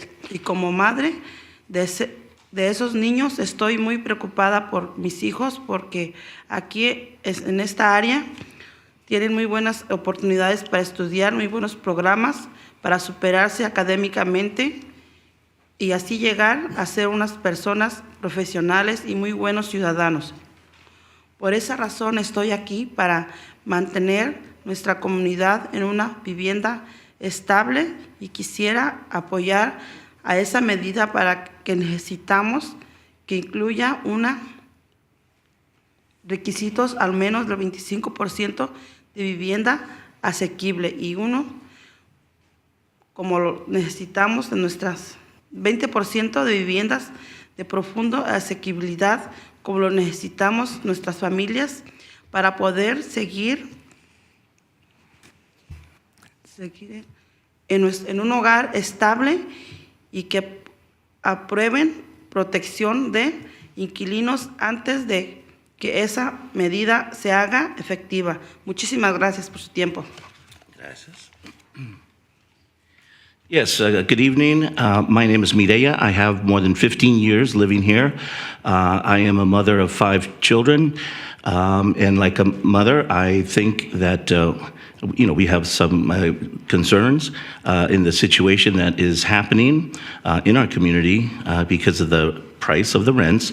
They're very high, and there's not enough units really that are affordable for our families. Myself, as a mom, and with my children, I'm worried about my kids because in this area, there's really good opportunities and really good programs, academic programs, so that they can become professionals someday and good citizens. For this reason, what I'm asking for is at least a requirement of 25% of affordable housing, and again, 20% of even more affordable housing, like we need as families to be able to continue living here. And also, we would like protections against alojamientos, I'm sorry, evictions. Okay, muy bien, gracias. Sí. Thank you. Our next speaker will be Adriana Vasquez, followed by Maria Vasquez.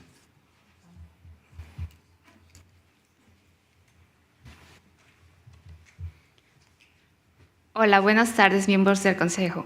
Mi nombre es Adriana, vivo en San Mateo por más de 15 años, soy líder de Fe en Acción, trabajo y estudio en esta área. Mis hijos nacieron y crecieron aquí en San Mateo y estudian en las escuelas locales. Ellos son unos niños muy felices viviendo en su ciudad, que los ha visto crecer, participando en actividades de la comunidad. Estoy alzando la voz por toda mi comunidad y por mi familia e hijos que merecen seguir aquí. Nosotros luchamos día a día por el bienestar de nuestras familias y de uno mismo. A veces un trabajo completo no es suficiente para sustentar la renta, la comida, la gasolina y nuestros propios gastos personales. Estoy aquí para mantener en nuestra comunidad una vivienda estable y quisiera apoyar a esta medida, pero necesitamos que incluya un requisito, al menos el 25% de vivienda asequible y un requisito de 20% de viviendas de profunda asequibilidad, como lo necesitan nuestras familias para poder seguir en un hogar estable y que aprueben protecciones de inquilinos antes de que esa medida sea efectiva. Muchas gracias. And I deserve to be here. Thank you. Yes, good evening, everybody. My name is Adriana. I live in San Mateo for more than 15 years. I am a leader at Fe en Acción. I work and I study here in this area, and my children were born here, and they grew up here in San Mateo. They study at the local schools, and they're kids that are really happy to be in this area. And I'm raising my voice for all the community because family and kids and we struggle day by day for the well-being of our families. Even with just one job, it's not enough to pay for the rent, the food, the gasoline, and other costs. I'm here so that there can be more stable housing, and I would like to support this measure, but we again need 25% of affordable housing, 20% of deeper affordable housing, and also protections against evictions. Thank you. Our next speaker will be Maria Vasquez.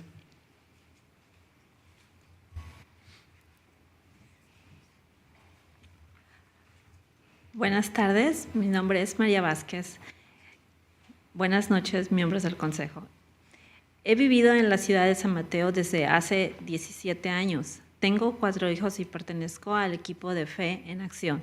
Mis hijos, al igual que los de mi comunidad, merecen tener un hogar digno, estable, seguro y saludable. Estoy aquí para hacer saber que la medida de asequibilidad que ustedes sugieren no está en nuestro alcance, ni en mi alcance. Somos personas de muy bajos ingresos, por eso mi petición es que necesitamos que incluyan un requisito de 25% de vivienda asequible, un requisito del 20% de viviendas que nuestras familias puedan calificar de profunda asequibilidad y aprueben protecciones de inquilinos antes de que esta medida se haga efectiva, para que mi familia siga segura y con un hogar seguro y digno. Gracias. Yes, good evening, council members. I am Maria Vasquez, and I've lived here in San Mateo for 16 years. I have 4 children, and I belong to Faith in Action. My kids are in a community that deserve to have a stable, dignified, secure, healthy home. I'm here to let you know that this measure that you have is really not within our reach, because we are people that are very, very low income. And that's why I like to request that this include 25% of affordable housing and also 20% of basically deeper discounts for our families so that they can qualify, and also to include protections for renters before this measure is active, so that my family can be secure in a good house, dignified house. Thank you. Thank you. Gracias. Thank you so much. So just to clarify for members of the audience, we provided double the amount of time for our public commenters who requested assistance in Spanish. We'll be now moving to our 1 minute per speaker for the rest of our public comment. And also to facilitate public comment, if I call your name, if you could please line up to my right, that would be greatly appreciated. Our first speaker will be Lynn Morgan. followed by Charles Hanson and Lori Weishand. Thank you.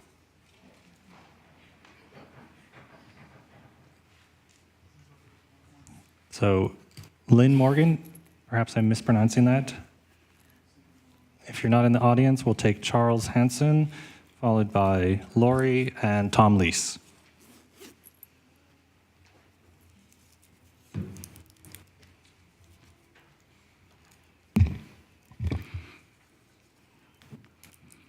Good evening, council members, Madam Mayor. My name is Charles Hanson, and I'm here today to express my support for the general plan land use element on the November 2024 ballot. The measure is a crucial step forward for our city, and I want to highlight several key points that make it worthy of our support. As a renter in the community who chose with my wife to establish our roots here in San Mateo, and as a nonprofit servant in our county, every day I see personally the experience of our housing crisis. This measure represents a necessary initiative to increase our housing capacity at all levels of affordability for every generation, especially our children, working families, and seniors. I will vote yes, and I urge the community to support this measure as well. It embodies a forward-thinking vision that respects our past, addresses our present needs, and prepares us for a prosperous future. Let's embrace the opportunity to make San Mateo an even better place to live. Thank you. And our final speaker on this item will be, through our virtual environment, will be Gary Germano. So our next three speakers will be Lori, followed by Tom Leese and Michael Reagan.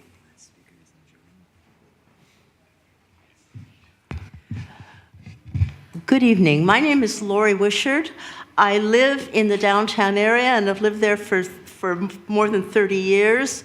My family operates a small business in the downtown area, and we have operated that for 28 years, and we have 8 employees. Let's not kid ourselves when we talk about what less dense areas are. They're the wealthier areas, and I live in one of the poorer neighborhoods in the city in San Mateo, and the impact of this development is going to be felt in my community, in my neighborhood, more than anyone else. And it's just not fair, and it's not just. The development we've had so far, it has tremendous impact in my neighborhood. Pollution, noise, traffic. It's incredible. We have gridlock. In front of my house, in front of my apartment, I have piles of dirt with tarps on them, and they've been there for 2 years. Up the block, there's a vacant lot where there used to be 20 businesses and affordable housing for at least 30 people. Thank you. It's vacant. Thank you. I urge you to make this fair and spread the pain. Affordable housing, yes, but spread the pain throughout the Thank you. Our next speaker will be Tom Leese, followed by Michael Reagan and Kelly Newman. Hello. It is clear to me that the city can achieve its RENA numbers plus a significant buffer with Measure Y in place as it is. Measure Y expires in 2030, which is before the next RENA cycle begins in 2031. Since it doesn't impact future cycles, there is no need to change your Measure Y. If the state requires that the city plan for additional units the measure should not go on the ballot. We need affordable housing. For-profit developers are not going to provide that. They won't lower rents to fill up unrented units. They'll write those off in their taxes. How about a mandatory overtime pay for non-union workers? How about the city stop hiring per diem workers and hire full-time jobs, full-time benefit? How about taxing corporations and billionaires so they contribute to the housing crisis they have caused? The suburbs are not responsible for the housing crisis, and it is not our responsibility to serve the housing crisis. Thank you. Thank you. Our next three speakers will be Michael Reagan, followed by Kelly Newman and Jordan Grimes. Good evening again. I was going to say something, but forget it. I was listening to the lady speak in Spanish, and I've worked for a lot of people in those conditions. Let's not fool ourselves. This whole proposition about low-cost housing is a joke. It's not going to be achieved. I'll give an example. Mr. Bohannon in Hillsdale is going to develop the property down there, which is part of this change. And one of his proposals is 1.5 million square feet of office space. It's only going to escalate the amount of housing that we need. We know the cost of housing in this area.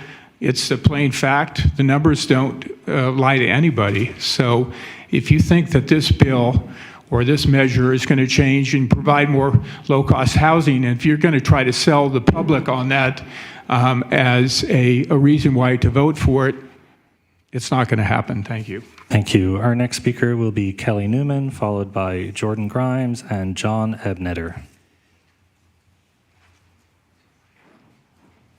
Hello. We do need affordable housing. If you do pass this or gets passed, I really urge you not to go with corporate housing. I live in equity residential, which is something that has regular use and low income use, and they do not follow the rules. I would like to know where I can complain about. I'm a regular renter, I pay a lot of money. They don't do anything, the pool doesn't work. It's just like the whole public can use the pool. There's violations up to here. Anytime a manager there tries to do anything, they get fired. So if you are really gonna pass this, it has to be a responsible, local-based type of housing, not with the trend of corporate. Steve Zell used to own equity residential until he died. Who knows? There's 69 on the stock market, which is the same as New York stock, the same as Walmart. But if you buy a TV from Walmart, you can return it. When you live in a house and you have a bad landlord, you're screwed. Thank you. Our next speaker will be Jordan Grimes, followed by John Ebnetter and Ted McKinnon. Good evening, council and staff. Jordan Grimes, speaking tonight as a lifelong District 3 resident and lead member of Peninsula for Everyone. I'm here to urge the council to reinstate one last time the High 2 designation.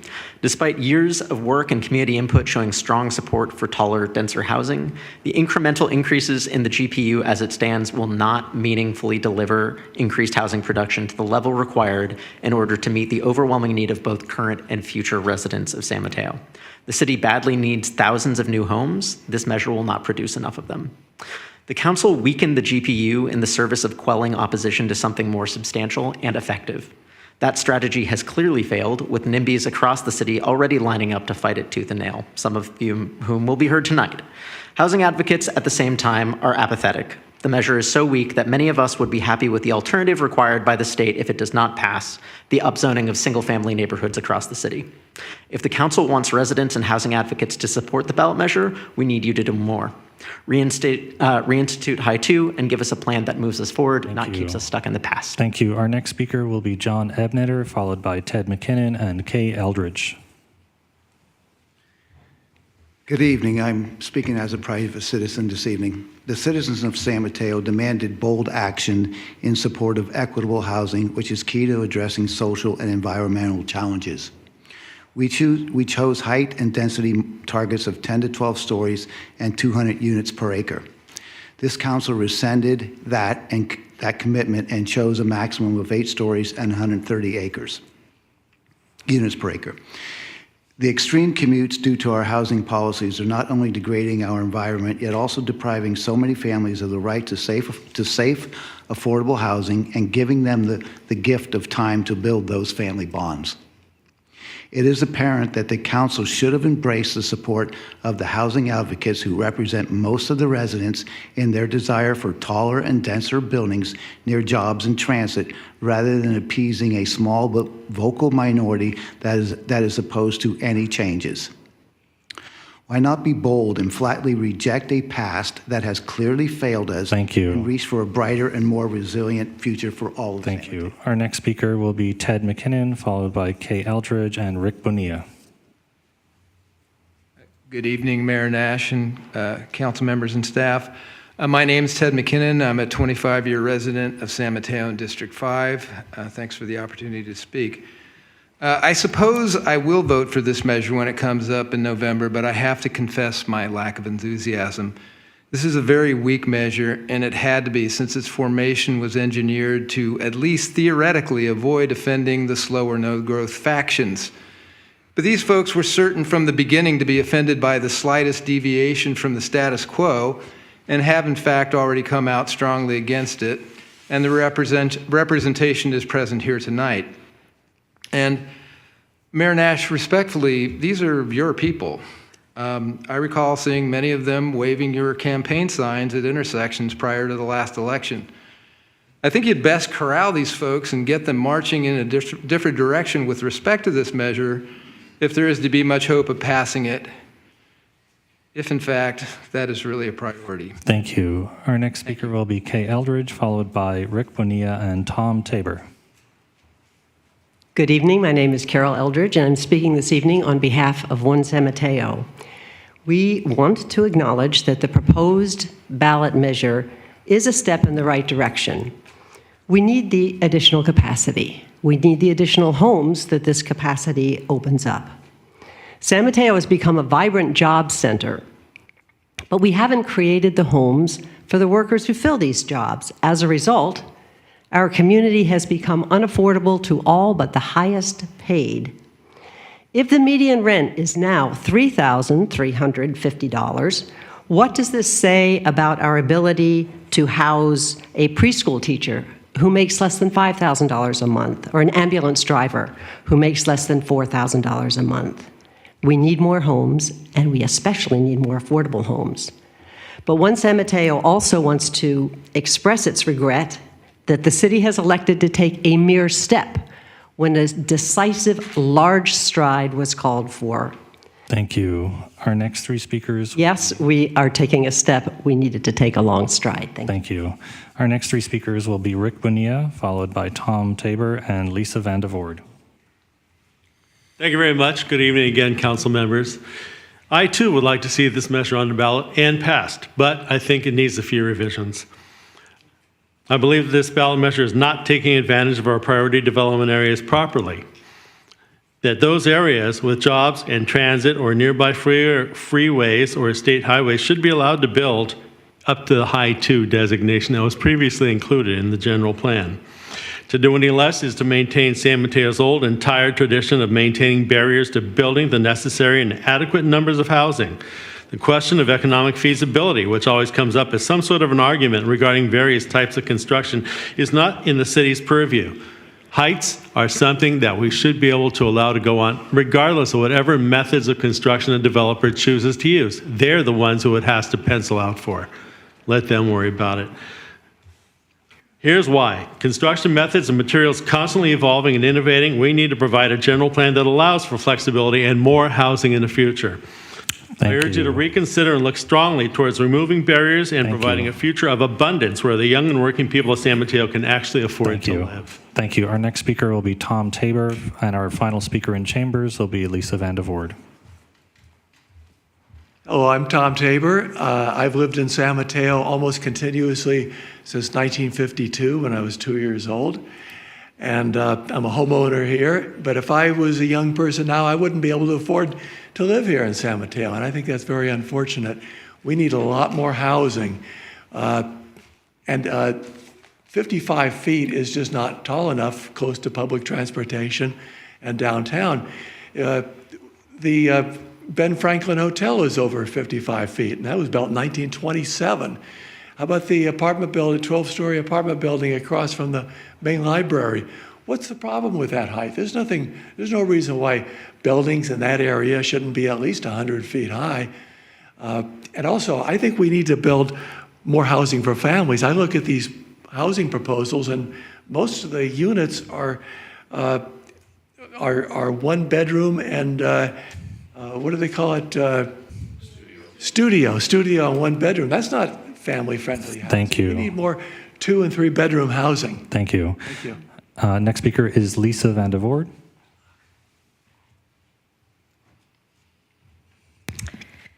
With all due respect, the deception here is appalling. City staff and council members insist this ballot measure is a result of state requirements. Yet the drumbeat from members and former members of this council calling for height limits exceeding Measure Y started right after its passing in 2020. Developers at Hillsdale Mall have been planning for height limits above Measure Y with their reimagined Hillsdale presentations since 2021. City claims of community support of this measure are also specious, as they are based on a flawed survey exhibiting confirmation bias with skewed questions, and 3 expensive city mailings that look like throwaways, plus a massive social media blitz that never even mentioned the relevance of Measure Y, an important omission of fact. Finally, to say that this measure won't increase taxes is a fallacy if the BAFA measure wins this November. Thank you. I feel deceived, and even though it's a foregone conclusion, you will vote tonight to place this on the ballot. I will vote no this November, and will urge others to do so as well. Moving to our virtual environment, our next speaker will be Michael Weinhauer. Michael, please unmute your mic. Good evening, Mayor, members of the council.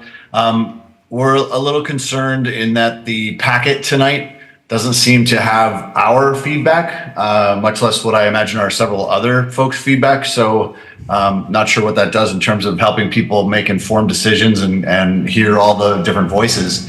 But with that in mind, I'm going to read what we have into the record. That we do have, SMERG has many issues with the proposal to place a measure on the ballot, which would remove Measure Y in key portions. And one of the main reasons for doing this is the need for more housing, especially affordable housing, which is really underscored by the numerous speakers we had, especially the Spanish-speaking speakers earlier. We suggest that voters deserve better, and if you decide to support the intensified developments in the 10 study areas, they should be able to vote restrictions into the new general plan, which will ensure that the much touted need for affordable housing is addressed in every mixed-use development. To that end, we've provided language to the effect of making sure that units, that there's at least 20% or more dedicated to affordable housing. Thank you.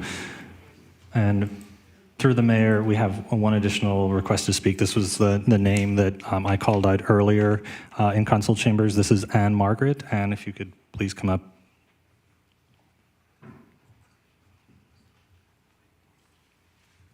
Thank you. This measure I'm going to oppose, and as stated, the community that you serve is not being reached. You have a population of over 50% of both seniors and youth, Hispanic, English, Asian, and your number one priority was a web-based outreach when it should be a mailer because that older population doesn't have the web access. You are missing, the impact of San Mateo is, as a whole, is great. The disparity for socioeconomic balance is affected here. By focusing high-density housing only near El Camino and transit, it's disproportionately impacting the residents and the infrastructure. Have you addressed schools, which are already impacted? The enrollment? How about public safety? How about transit and parking? Thank you. Our next speaker will be Dennis Martin. Dennis, please unmute your mic. Good evening, Mayor and Council. I'm speaking on behalf of the Building Industry Association of the Bay Area. BIA was not included in any outreach for this proposal, but we are going to weigh in with our encouragement that the Council adopt this measure, put it on the ballot, and the citizens adopt it, because the consequences of not adopting this measure would be decertification of the city's housing element, which could lead to the spread of housing development throughout the single-family residential neighborhoods, the loss or disqualification from state or regional transportation and other grants, or the rise of builders' remedy projects would not fall under any limits that are contained in Measure Y. Thank you very much. Thank you. Our next speaker will be Robert Whitehair. Robert, please unmute your mic. Good evening, City Council. I'm Robert Whitehair. I'm speaking tonight on behalf of Burrell Neighborhood Association. I want to say thanks to current and past City Council members and current and past staff for more than 6 years of very hard, very professional work. Placing this on the ballot, San Mateo residents can go a long way to the construction of more low-income housing and more housing of all types. It is much more than arena numbers. It is about equity and inclusiveness. I do believe that it will lead to more low-income housing. Many of us have been involved in this process for the last 6 years, beginning with the General Plan Subcommittee But I would still say the ballot is not perfect. It is a compromise. I agree with what Ted McKinnon said. I will vote yes, not unfortunately with complete enthusiasm, but I do thank you for all your hard work to get this on the ballot as an answer to so many issues within the city of San Mateo. Thank you. Thank you. Our next speaker will be Kayana Simmons. Kayana, please unmute your mic. Good evening, San Mateo City Council. My name is Kiana Simmons. I'm an organizer with the Housing Leadership Council. Let me just emphasize Measure Y is an exclusionary law that prevents the city from meeting the housing needs of all residents. Anything that undoes the harmful impacts of Measure Y is good for the city. Elected officials should be empowered to plan for housing on their own, and that's what overturning what Measure Y means, empowering elected officials to make decisions. The housing community will be more likely to support the ballot measure if the city commits to move as quickly as it can to implement the rezoning. Given the city faces a huge deficit and we can't afford another 7 years or even 1 year of controversial, expensive process before we realize the full benefits of the 7-year update process. Though the housing community remains divided over this general plan update, because it is so incremental, the city should do everything it can to overturn Measure Y and actually meet the housing needs of all residents. This is a step in the right direction, and the proposed ballot could do a better job to include more of San Mateo. Thank you. Thank you. And our final speaker will be Gary Germano. Gary, please unmute your mic. Good evening, City Council members. My name is Gary Germano. I know I have to be brief in 1 minute. I am in favor of letting this go, not voting on it this September, letting it go till it runs out in 2030. I believe our city is way under infrastructured for all this new development to the nth degree, and we have to start working on that with time before we build something that uses it up. There are about 5 cities in Southern California that, because they are charter cities, are getting exceptions or extra independence from the state law on this. So you may be able to also do that. There are 3 currently trying here: Pleasanton, Brentwood, and Atherton. I'm going to drop off an article tomorrow, copies for all of you to read over, see what some alternatives are to being fined by our state, which is mandating things that are overloading the cities here and are going to run us into, so to speak, a ditch. Thank you very much for your time. Thank you, Madam Mayor. That concludes public comment. Thank you very much to everyone who spoke in person and online. And with that, I will close the public comment and bring it back to council. Who would like to start the discussion? Questions? Okay, council member.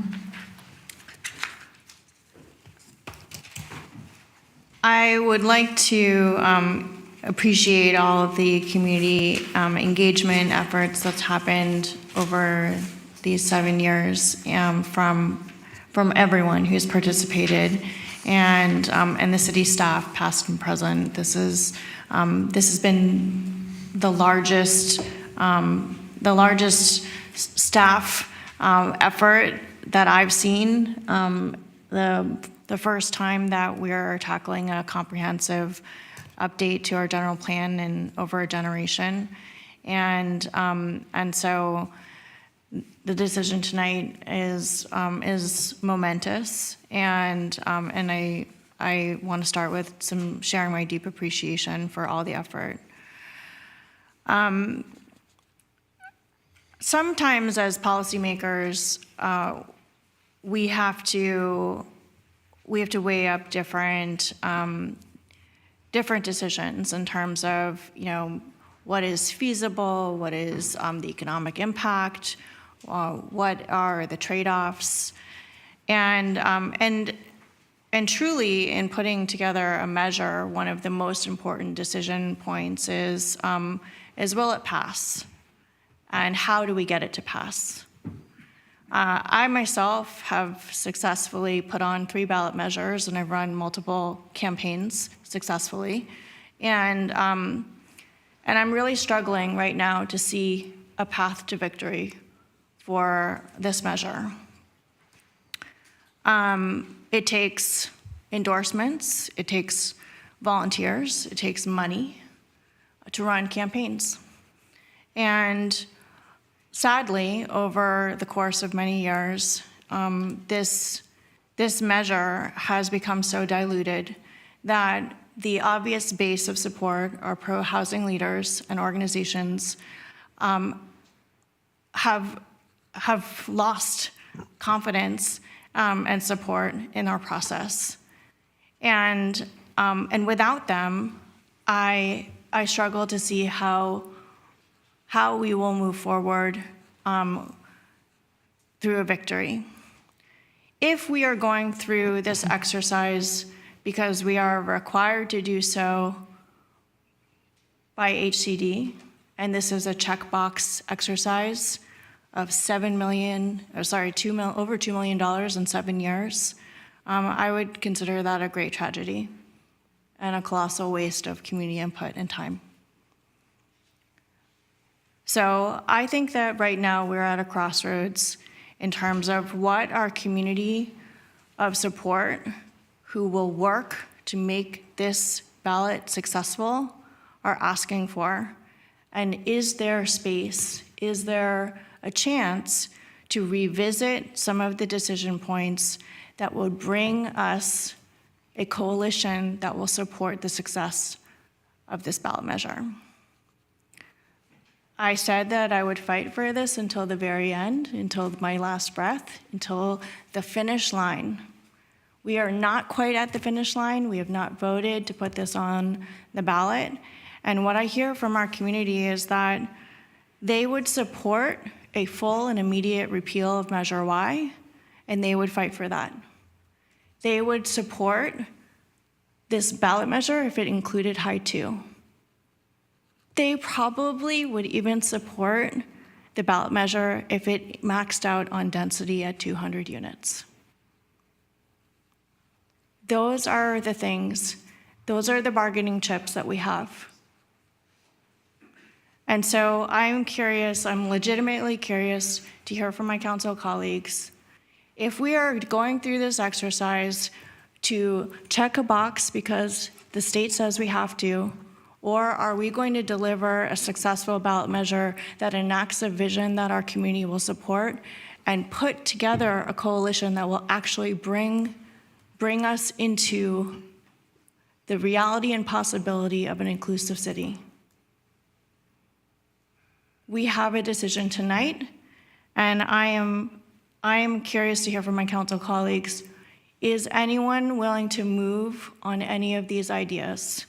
Is there any possibility or movement of consideration of a full and immediate repeal of Measure Y or putting high 2 back on the table?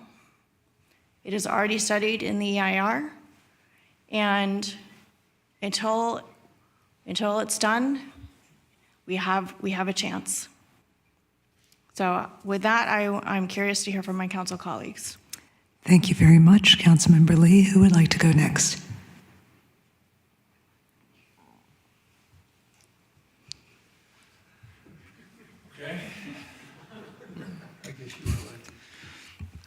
Thank you through the mayor. Thank you to everybody who came and spoke tonight and who have been here through this whole process. I heard from a lot of folks over the years, and I've heard some messages tonight that I have resonated throughout the process, that going forward with a measure that would exceed Measure Y is against the will of the people, and that the general plan's land use map doesn't go far enough to increase access to housing. I agree that our city needs more housing and more affordable housing. And I agree that the people of San Mateo are best equipped and empowered to make this decision to lead us forward for our future. And I believe that this general plan that we've been working on for 6 years now with the community and the land use designation map that we've just brought out to stakeholders and have shared with the public for some time now is the city of San Mateo's best opportunity to significantly increase housing. So I personally support staff's recommendation. I appreciate those who are asking for more, but we've had multiple conversations on this. If others have a change of heart, they can feel free to speak. I'm open to conversations, but I also think that this is an awkward time to have this discussion. We don't have a lot of time to bring something different to the ballot, and I don't think we have to. I think the case has been made for the plan that's in front of us. Thank you. Thank you very much, Councilmember Hedges. I will start by saying that my opinion on the dais is different than it would be in the audience. My feeling is I represent the whole city. I was a strong housing advocate when I was in the public, and I still am. I'm trying to find a space where we can have people that are against the new general plan can live with what we're doing, and that we make some progress to housing people and including below market rate housing. And I think I'm going to take a couple of minutes to make a case for that. So I've been through 3 of these votes on the housing element, which certainly dates me. But Measure P was passed in 2004. And what did that do for us? There was some opposition to it, but not great. But it brought us the transit corridor, which has increased a tremendous amount of housing and about 1,800 units of housing that have been approved but not built on the transit corridor because nobody can fund them right now. By my back of the envelope figures, we've got somewhere between 23 and 2,500 units of housing that have been approved and not been built, with a reasonable amount of below market rate housing because of our inclusionary law here, which many cities do not have. Even though I was against Measure H when it was passed originally, it did a favor for us by putting in the inclusionary housing. So general plans are 20 years. Measure P has run out. We have to do a new general plan. Would we do it to 2030 and expend those kind of resources again? That would be foolish. So we're doing a general plan that'll take us through 2040 and satisfy the state's regulations. It's not going to hurt anyone. It's going to make this a better city. Let me just give you an example. At 130 units per acre, there's currently a proposal for a housing development at the old fish market. It's 4 and 5 stories, 260 units. But since the amount of housing you can do under our general plan is 50 units per acre, we only get about 23 units of affordable housing. If this general plan was in place now, we'd get 43 units. That's progress. I've been fighting for these things all of my life. And I will tell you right now that when you shove it all down somebody's throat, it fails. But if you can do it incrementally, we can make yards of progress over time. That's what I'm about, is progress. So I'm going to support this general plan because it is progress. Thank you. Thank you very much, Deputy Mayor Newsom.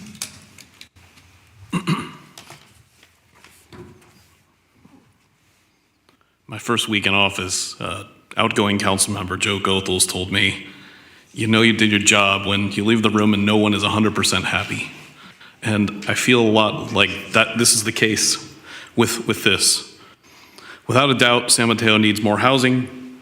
We need more affordable housing. We need more ultra-low income housing. Without a doubt, we need more family housing, less single unit and studio apartments and more 2 and 3 bedroom. We need to, if we're going to be building more offices, we need to be making sure that we're replacing old offices with housing. Measure Y people should take some solace in the fact that about 85% of the city's single market R1 neighborhoods will still have the parameters that Measure Y outlined. Housing advocates should be thrilled in that in the other 15%, we'll be having development that's much needed.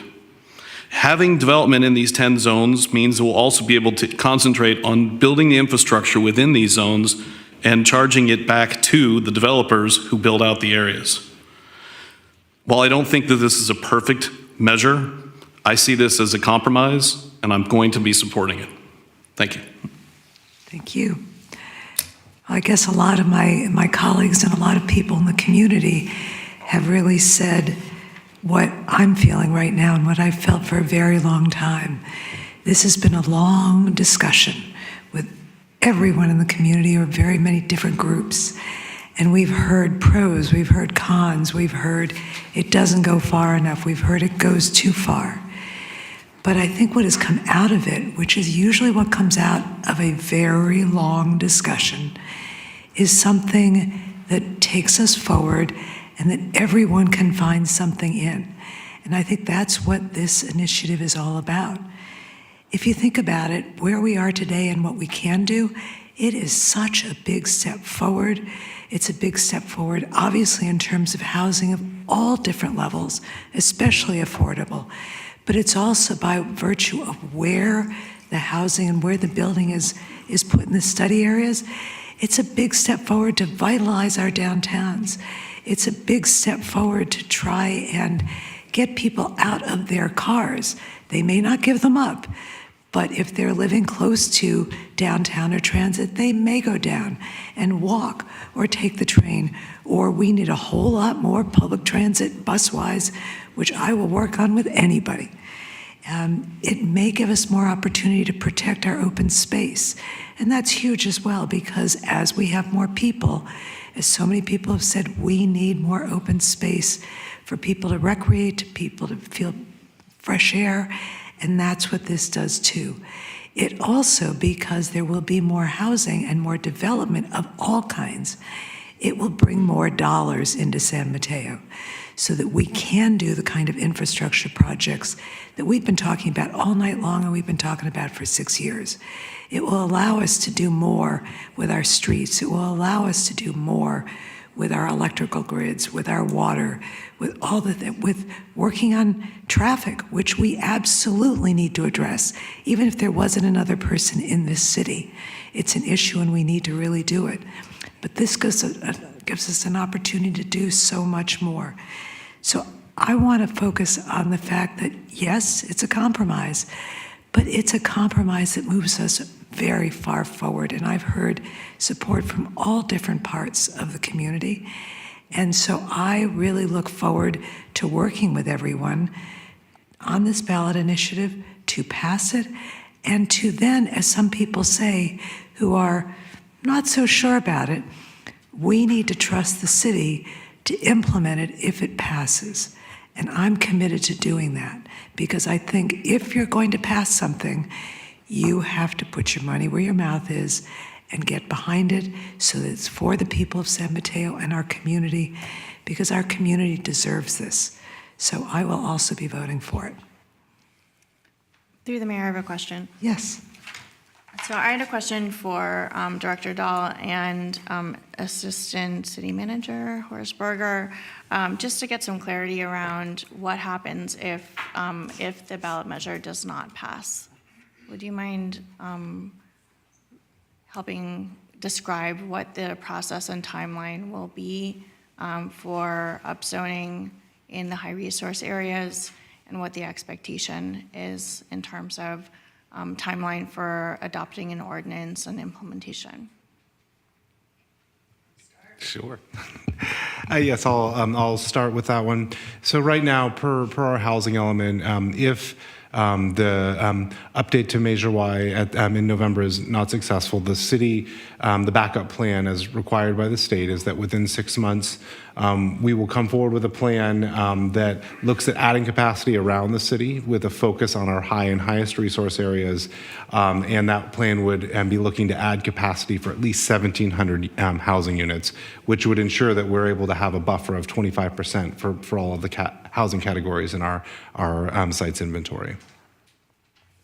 So, and I would like to get a little bit more detailed in my understanding of the process for the plan to come to council. Does the plan need to go to HCD for their input and approval? Is the plan reviewed and conditional, their approval is conditional for certification? Where does that leave us in terms of potentially revoking a certification? And if there is delays past 6 months, what happens then? Those are all questions that we would need to work with HCD as necessary on. Knowing that we have to move forward with the backup plan, that is still consistent with our certified housing element, so that wouldn't necessarily decertify us, but obviously there would then be a focus on how we move forward in achieving that backup plan. So I would imagine as part of the development of that plan, be having some conversations with HCD, but the main gist would be being consistent with the timeline and the parameters set forth in the policy that they're currently reviewing and they've given us substantial compliance on. So we don't really know at this point, and it sounds like we need more information from HCD in terms of how implementation will work and what the actual timeline for adopting an ordinance and implementing it. I would say so. I think this is a little bit of uncharted territory, and so we would have to be working really closely with them at that point in time. I mean, I think we'd be reporting on it at our annual progress report, and we'd be having conversations with them as we work through it, because we're going to be looking for the parcels and trying to work through where we can find that added capacity, and so it's going to be a lot of work for staff and for the city to be able to find that added capacity. You may recall, we did start down that path before we landed this far down this path. And so it's going to be an in-depth, resource-intensive exercise to do that work. And we'll have to see where we land, and it's going to be a lot of back and forth with HCD. And we're not sure exactly what it's going to entail because we haven't done this kind of work before. Would it be at all similar to the housing overlay, or is that a comparable process in any way, just as a point of reference? This would be a different exercise, but we don't know exactly how it would materialize. There's not that specific of parameters in place. We basically have the overarching target, which is kind of where around the city we would focus, and we have the number of units that we need to achieve with that added capacity. And beyond that, that would be work we would need to do if it comes to pass after the November election. Okay, are you finished with your questions? Just one more question. How much did we end up spending on the general plan process? The general plan, the consulting team itself was, I don't know the exact number, it was over $3 million, and that's not inclusive of all the staff time and other resources that went into the various outreach efforts, so a meaningful amount. Okay, well, for the record, I will be voting in favor of putting this forward to the voters to decide. I hope I am being explicitly clear about my strong reservation that this ballot measure, as it is currently written, does not go far enough, and it has alienated the base of support that I believe is essential to ensure its victory. And I would be very sad to see years of work and millions of dollars have gone to waste because of this decision tonight to not revisit High 2 and a full repeal of Measure Y. Thank you very much. City Clerk, can we call the roll, please? We need a motion, excuse me. I'd like to make a motion. Sorry. Through the mayor, may I make one more quick point or two? Very quick, yeah. Thank you. I just wanted to mention a couple of things. That the general plan, this land use designation map, was proposed in this ballot measure we're about to vote on, gives our city the opportunity for development approaching 20,000 housing units, increasing our resident population in this city by almost 50% over the next 20 years. Not even 20 years, 15. The amount of units that were projected to be added as a result of a high 2 designation were close to 1,000. And as the assistant city manager described earlier, there are a number of properties outside of the map that can be considered for other development, including the former Marriott site. And if those were to be developed at a higher level than they currently exist, we could potentially make up that number or get really close. So I'm hoping that gives those who are interested in something that increases our affordable housing and our housing writ large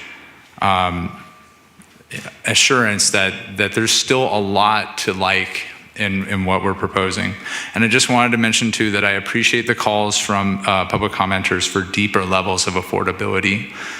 I am in support of future discussions on that topic. I did just want to highlight that a few years back, the city council had a pretty robust discussion when it elected to increase our inclusionary housing policy in the city, which is now separate from Measure Y, by the way. It exists outside of Measure Y and will persist even if Measure Y is repealed.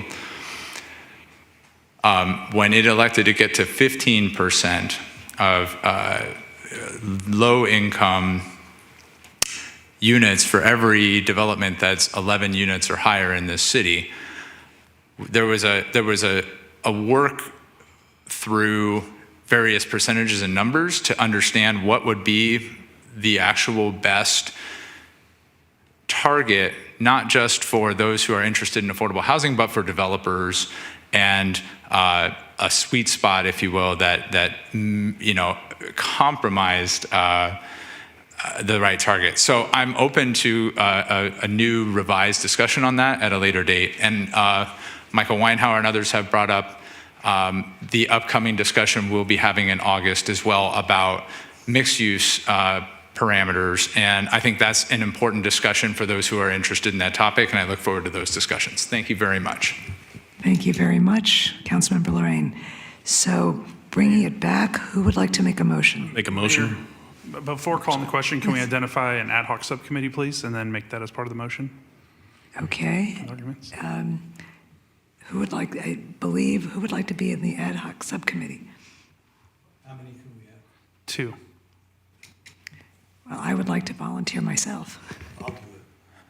I would be happy to be involved. Okay. Maybe he's going to do better than me. I can work on the outside. Okay. Okay. So we're hearing. So then it would be myself. Usual suspects. Well, I got to hear from the council, Yes. 3 of you, how you want to do it. So I'm hearing Councilmember Lorraine and Mayor Lisa Diaz-Nash. Yes. I'm seeing a nodding head there. Nodding head. Foreheads. Okay, I see majority. Go ahead if you want to call a question. Okay, thank you. List those names, please. Thank you for adding that, City Manager. So we have a motion, and you made the second, correct? Yes. Okay, so City. Through the mayor. Yes. If I could just clarify the motion. The motion is, I understand, the staff recommendation. Yes. With the ad hoc subcommittee to work on the ballot argument to be made up of, as City Manager just said, the mayor and Councilmember Lorraine. So that would be the motion. Yes. I've so moved. And I've seconded it. Thank you very much for the clarification. Appreciate it. City Clerk. Deputy Mayor Newsom. Yes. Councilmember Hedges. Yes. Councilmember Lee. Yes. Councilmember Lorraine. Yes. Mayor Diaz-Nash. Yes. The motion carries 5-0. Thank you. And thank you, everyone who is here in person and online, and everyone who has been part of this and everyone who will be part of this. Very much appreciate it. So why don't we take about a 5-minute break to get set up for the remaining questions?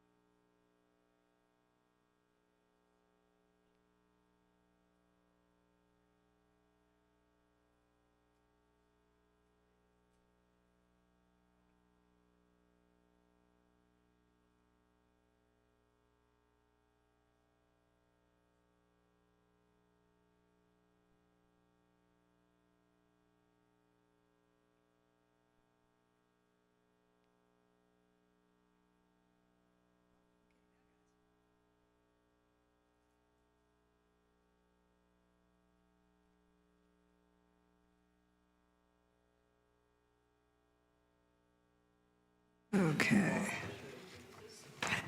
So, ready to roll. Okay, welcome back. Thank you for everyone who's here. Thank you for very interesting discussion to my fellow council members and staff. And now we're moving on to a public hearing, item number 30, and that is 619 West 39th Avenue, appeal of a third-story addition to an existing two-story single-family residence. And we have Rendell Bustos. There you are, Rendell. Hello. Yes. Our senior planner, principal planner, and Ralph Robinson, contract planner, to give a presentation. Thank you so much. Great. Good evening, Honorable Mayor and members of the City Council. Rendell Bustos, senior planner, staff planner, providing the presentation for agenda item 30, an appeal of a third-story addition at 619 West 39th Avenue. So for some background of the project, the site is located at 619 West 39th Avenue, southwest of Alameda de las Pulgas, on an upsloping lot. The site is zoned R1B for one-family dwellings and has a parcel area of 6,165 square feet. The project is a 438 square foot third-story addition to an existing 2,584 square foot two-story single-family residence with an attached two-car garage. So this is a summary of all applicable codes and guidelines. The site is zoned R1B. Staff has evaluated the addition with against the city's single-family dwelling design guidelines and finds that it complies overall just based on its integration with the existing architectural character of the neighborhood and with the existing residents. The addition has also been designed to minimize impacts to neighboring views and privacy based on its location over the second floor, its small footprint and low roof slope. And lastly, the project complies with all applicable zoning code requirements summarized in this table, including floor area, height, and setbacks. So one of the key concerns from the appellant is the view impact caused by the project. So here are photos from the appellant's residence at 3909 Marshall Avenue, the left being from the dining room and the right being from the kitchen. To demonstrate the view impacts caused by the project, the applicant voluntarily installed story poles to physically and temporarily construct the extent of the proposed addition that's shown on the left-hand side. So the image shows that the addition would be visible from the appellant's property and effect of a portion of the view downhill, but however, primary views toward the hills on either side and over the proposed addition would be preserved. The other reasons for appeal are summarized here, as well as staff's responses to each topic. The appellant states that the required notice for the neighborhood meeting was not received. However, staff confirmed that notices to both 3909 Marshall as well as the appellant's residence were indeed mailed. In addition, members of the public are able to arrange a separate meeting with the applicant in the event that they could not attend the meeting. Second, the appellant raises a concern regarding a prior professional association from a planning commissioner with the appellant's architect.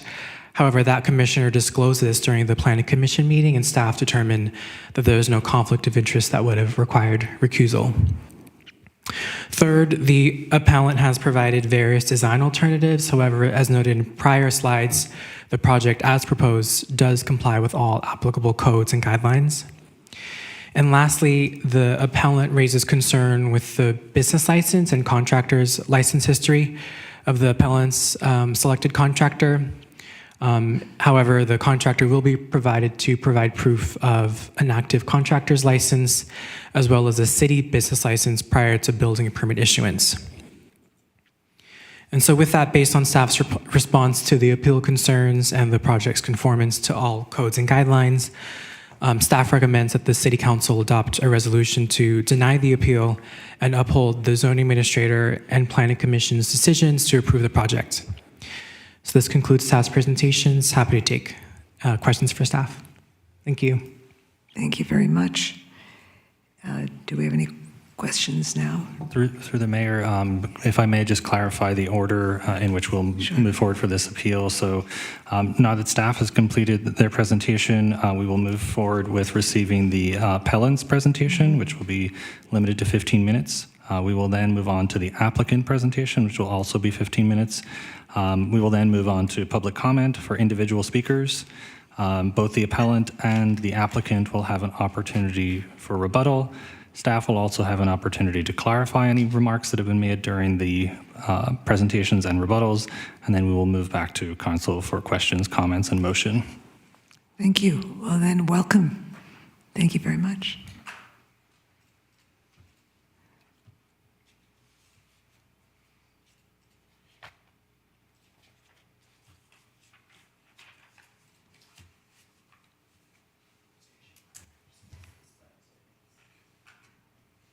Good evening. My name's Rick Deutsch, and due to health concerns, Catherine Doty, sitting right here, will have me read her position. Questions can be directed to her, and she will respond as best as she can with her current health situation. Quote, I'm a retired special education teacher. I was born, raised, and married at 3909 Marshall Avenue, a home that I own and am currently renting. But it's not just a rental to me, it is my home. My family purchased the home when it was newly built in 1953. Today I'm appealing the current approved plans of the third-story addition at 619 West 39th Avenue. It affects my home. My goal is not to prevent Margot McCann, the owner of 619 West 39th Avenue, from adding a room. I recognize her right to do so. My goal is to preserve the enjoyment of views and value of my property by ensuring the guidelines from the City of San Mateo Elements of Design publication in the views section thereof be followed, all of which explicitly encourage the mitigation of blocking views by lowering roof plate heights, choosing different form of roofs, and other building solutions that minimize mass and blocking views. I will show examples of those solutions shortly. Concerning the importance and value of views to a property, Realtor Sandy Cocos wrote on March 24th, 2024, and read at the Planning Commission appeal meeting the following, quote, Dear Planning and Building, I have been recently notified that you are having a meeting regarding building a third story at 619 West 39th Avenue, San Mateo. My client's property is located at 3909 Marshall Avenue, San Mateo. This third story would greatly impact my client's property in a very negative way and also does not match the integrity and aesthetics of the neighborhood. Views are very important in retaining the value of a property, and although I am well aware that building in all areas is a normal process, a third story is not only not necessary, but truly an eyesore for all the neighborhood. I have composed a list of all properties sold within the quarter mile of both properties, and as you will see, not one of them have a third story. I'm now going to bring up some photographs. There was the first one right there you can see. Number 2 shows you the water tank and the addresses there. Number 3. Number 4. Number 5 at 3705 Wilshire Avenue.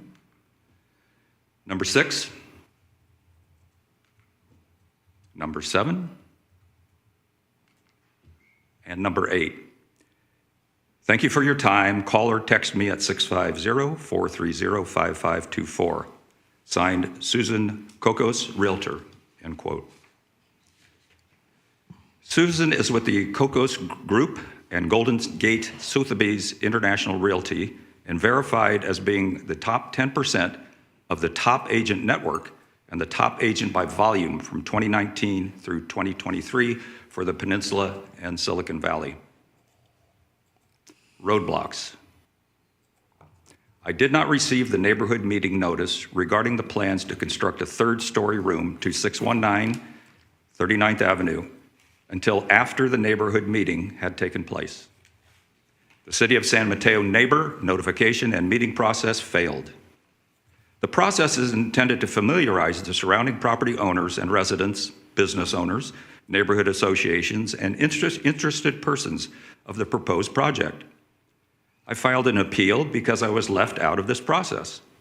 If I had received timely notification, I would have been able to present my objectives and alternatives to the proposed addition, which can be accomplished in ways that don't negatively impact the neighborhood's visual integrity, blocking primary views with a tall 3-story addition, and that does not conform to the existing 1- and 2-story neighborhood homes.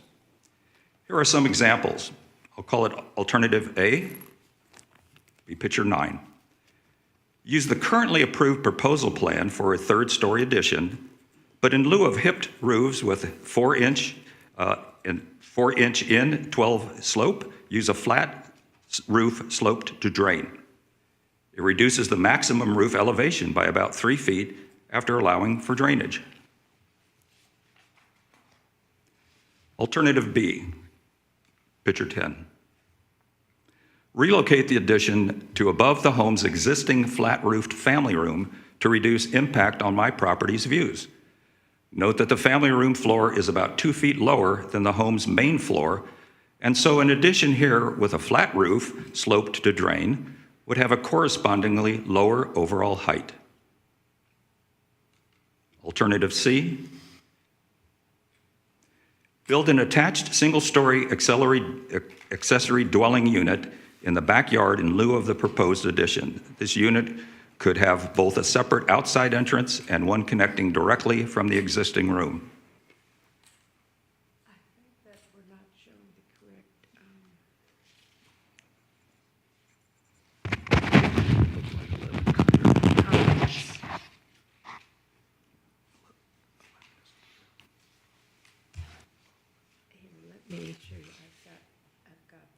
Stand by, please.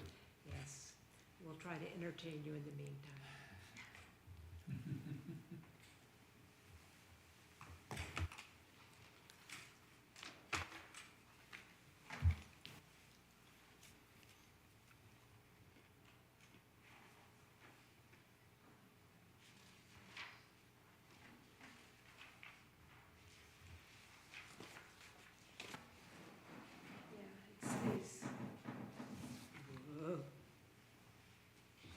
Sorry.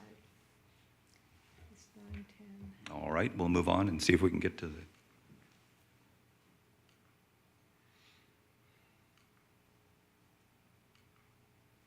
I think this is the old,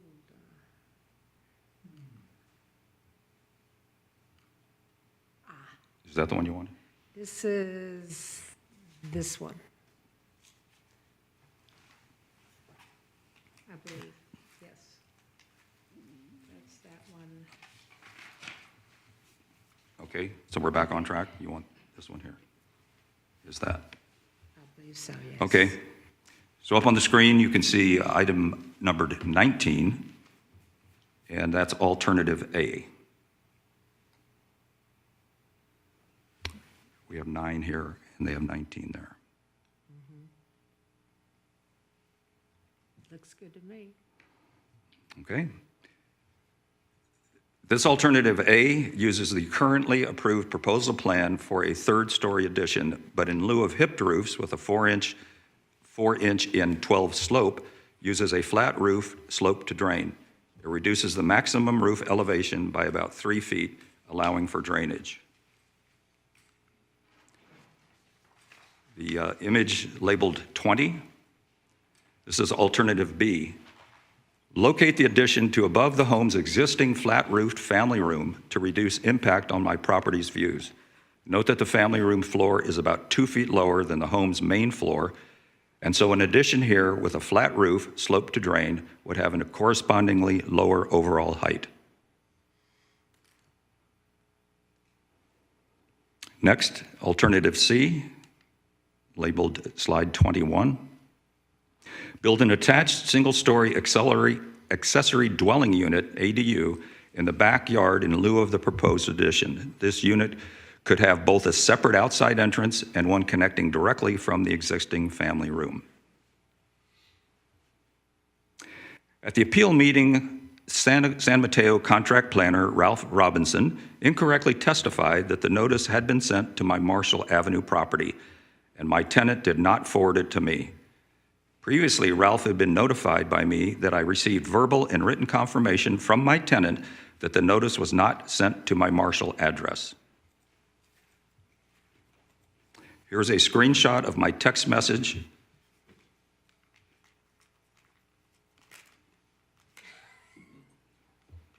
Let me come back to, that's not it. Worked in rehearsal. Well, maybe just share with us what the text message said. If you can't find it, just tell us what it said. What did the text message say? The text, here it is, right there. It's not on the screen. It's number 12. Try 12. There's 12. Now, okay. The text message says, I'll cozy on up to this. It says, I did not receive any mail addressed to you in the last 18 months that I did not forward to you. And I believe the only one I received was the one attached above, which was in reference to 3900 Marshall Avenue. So I never received a message sent to Marshall Avenue.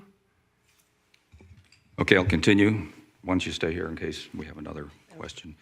I also contacted project architect Steve Leslie, who has repeatedly referred to my concerns as ridiculous.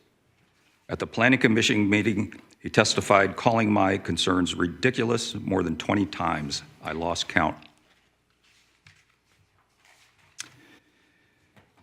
One of the commissioners at the meeting has a working relationship with Steve Leslie. The commissioner should have recused himself from voting.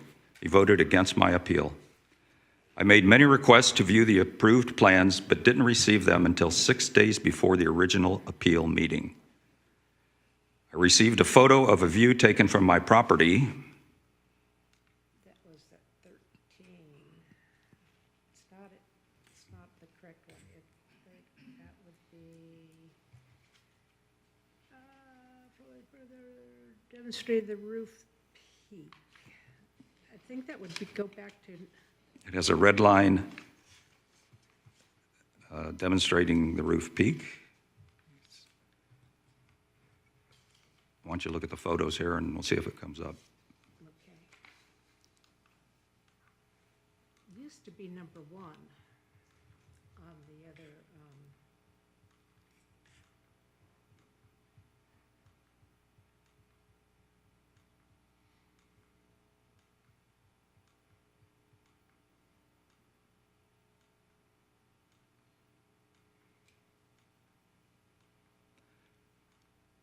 Well, in the time we have, do you want to verbally just speak to the pictures as they come up?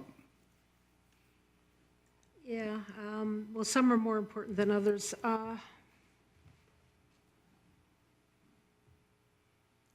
Do we have 13B? Did that ever make Apparently it? 13B didn't come in time. Rendell? 13B did not arrive in time.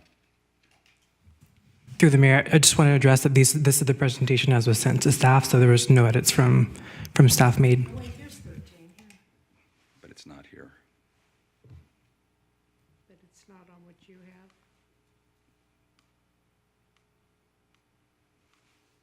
But you may just want to address what we're looking at Well, without right now- the text. Yeah, right now, you can stop there, go back. Okay. This is the view from my house, shooting over the bushes. That I can see the skyline. I see the lights. I see all the way to San Francisco. I see the East Bay and homes. In fact, I'd see Hillsdale High School where I went.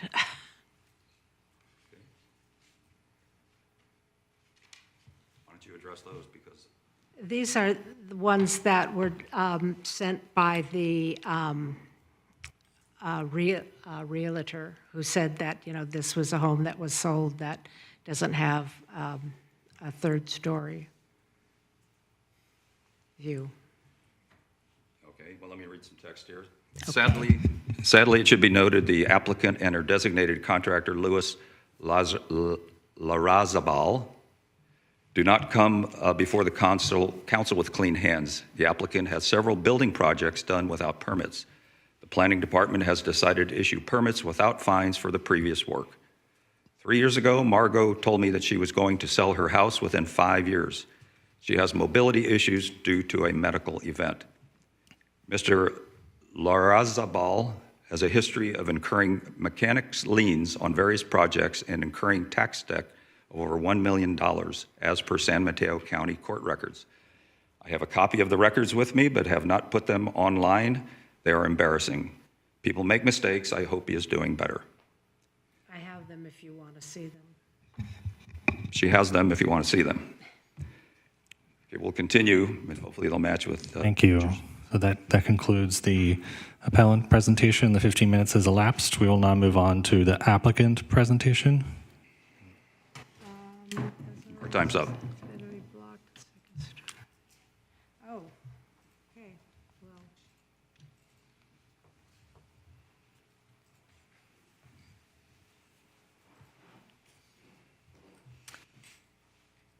We need the clicker.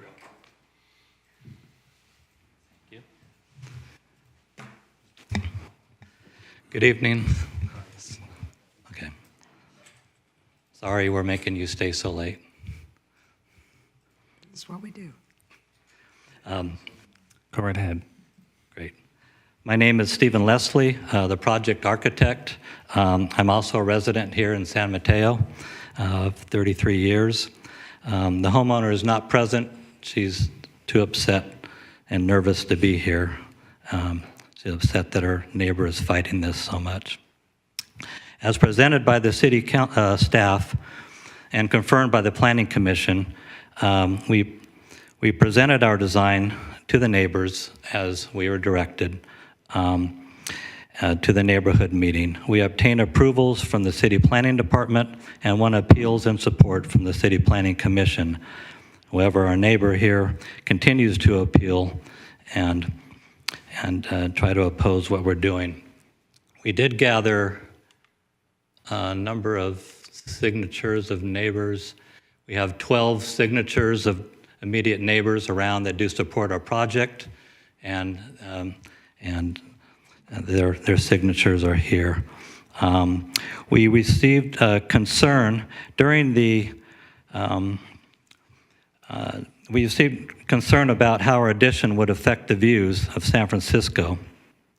To make sure we did not block these major views, when we had the neighborhood meetings, the neighbor to our immediate right had concerns about it. We then went ahead and built story poles, which aren't required because we knew it was significant or could be significant. So the poles are at each corner of the second story, and they have at each ridge and hip point, and then you run like a ribbon or a tape so you can see the outline of the second floor. Because of that, it still did not block the view of our neighbor at the 3909 Marshall. However, it was close. So I felt uncomfortable with close, so we took our second story addition and we shifted it 3.5 feet to the left away from him and opened it up even more. So we did our best to try to mitigate anything during the neighborhood meetings. Despite our efforts, we received complaints from 3909. I read their appeals that they sent, and I wanted to make a few comments about it. It was obvious to me from the letters written to the city that they were fishing. It was a fishing attempt to list any issue that they could think of and over-dramatize them. Number one, they call it a tall third-story residence. It is. Technically, you can call it a 3-story, but it's really a 2-story because it's a sloped lot. So there's only a 2-story where you see the garage doors and the the living and the dining above, and then it's a 2-story portion on the left. So yeah, it's a 3-story, but it's a 2-story. And the city codes don't allow you to go more than 28 feet, and we are within the ordinance there. Number 2, it was stated by the appellant that our project severely blocks their primary views. This was the view they showed you. I made a close-up of that. I don't know if you can see our story pole, but you can see it just, I wish I had one of those like pointers. And you see the story pole? You can barely see it coming up above the bushes. You do not lose any skyline, even the hills behind. I mean, you can see how minimal it is. That is it. That's what we're blocking of our view. If that's severely blocking, then everybody else is severely blocking everybody's view. So we appeal to your good judgment that this is not severely. Number 2, about the realtor stating that it would greatly impact their views and the value of their home, I argue no, that this does not greatly impact their view of their home. Number 3, they said that violates their privacy. First of all, they're way above us. This is from their window looking down at us. So if anything, they look at our privacy. They're invading our privacy, not the other way around. We're not going to look up and see them very well at all. Number 4, they said the effect of desirability of their property is greatly impacted. Our argument would, we just appeal to your fair judgment that this doesn't. Number 5, the project does not meet city guidelines. The zoning administrator's approval and the planning commission's approval state that that's wrong. We do. And trust me, as an architect dealing with the city with additions for the last 34 years here, they don't let me go 1 inch more than what's allowable. Trust me. They do their job. Number 6, they said that there was a fire hazard of overgrown utility wires. You can see the utility wires way above. They're not even close to the utility wires. I don't know what she's talking about. Our neighbor, the owner at 619 West 39th Avenue has them trimmed every 2 years, and PG&E comes out and trims them as well. Number 7, she said our project will create a wind tunnel. Seriously, I'm not even going to answer that one. Number 8, she was not notified of the neighborhood meeting. We sent letters to every address label that was provided by the city, and it was sent to their home. If the tenant didn't pass it along, that's on them. Number 10, the neighbors said that the project will cause severe consequences to their home. Everything seems to be severe with them. Number 11, it says, and lastly, our neighbors claims to come up with great alternatives for us, alternative A, B, and C. A flat roof alternative would not be conducive to any kind of compatibility with the neighborhood. And as you can see, our little slope is not impacting them hardly at all. B, they said put it over the family room. Well, what they don't understand, if we did, the family room's even closer and would impact them even more. Number 3, an ADU, we don't want an ADU. We don't want to rent it out. They want it for themselves. So they're trying to tell us what we want to do with their property. I thank you for your time. We hope that you can all be fair and vote that everything, that we did everything possible to mitigate this and try to mitigate all concerns and conform to all city ordinances. I thank you very much. Thank you. Through the mayor, we will now move to public comment on this item for individual speakers. I have not received any requests to speak on this item. In chamber, if you are participating remotely and wish to speak on this item, please raise your hand now. So through the mayor, we have not received any requests to speak on this item for public comment. So we will now move to the rebuttals for our rebuttal for the appellant. So this is 5 minutes.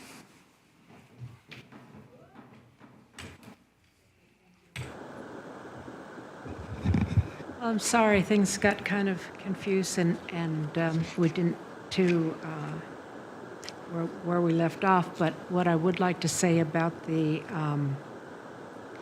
proposed projects, that they would with the flatter roofs as is discussed in the design section under views, would help a lot, again, by having the flatter roof. And they didn't want an ADU, but that would also add to the availability for to rent it out perhaps. And she did talk about selling the house. On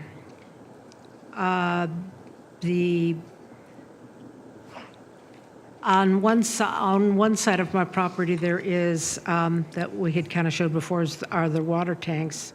And what we didn't get to show before, I don't know whether we can show these now. But anyway, the neighbor next door to me built a second story on top of his garage, and it completely blocked my view of the Western Hills. Again, my family have been in San Mateo and bought that house in 1953, and I was born and raised there. And one of the appeals, one of the major appeals, are the views. As far as lines going through the bushes going through the lines. In fact, I got something from PG&E today that they want to do something about that.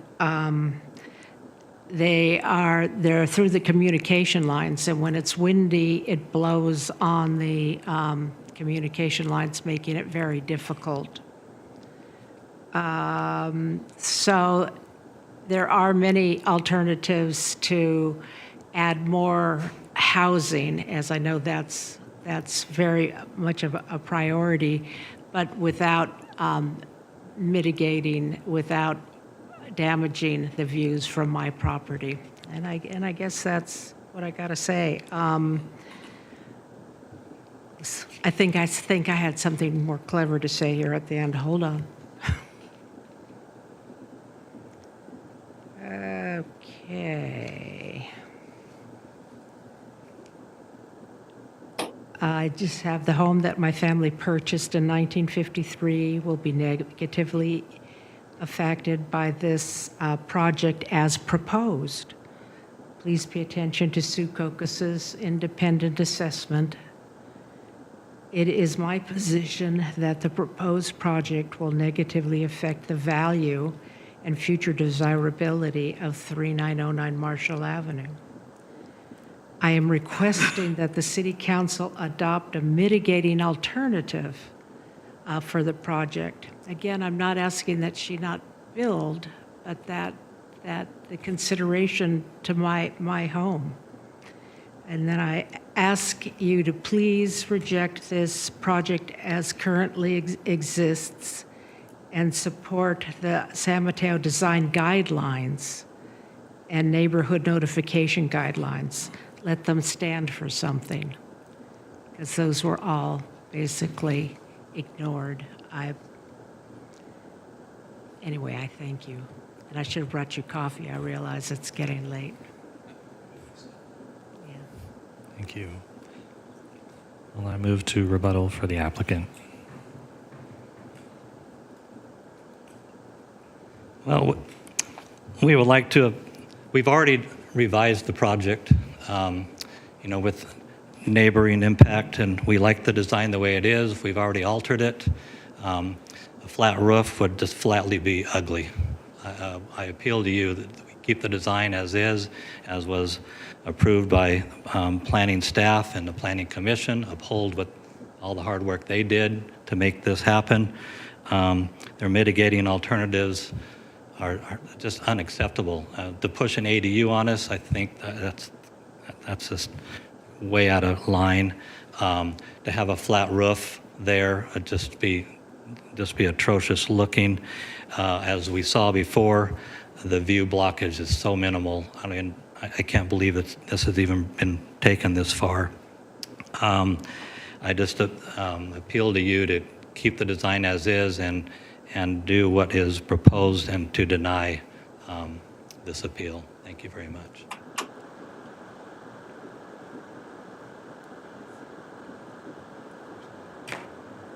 No additional time. Thank you. Is there any need for staff clarification? I have two quick questions. Can I go?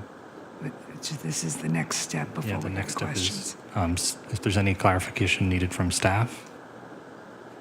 I don't think so. Okay, great. Then we'll move on to questions and comments from council. So, Just curious, did the Planning Commission unanimously approve this?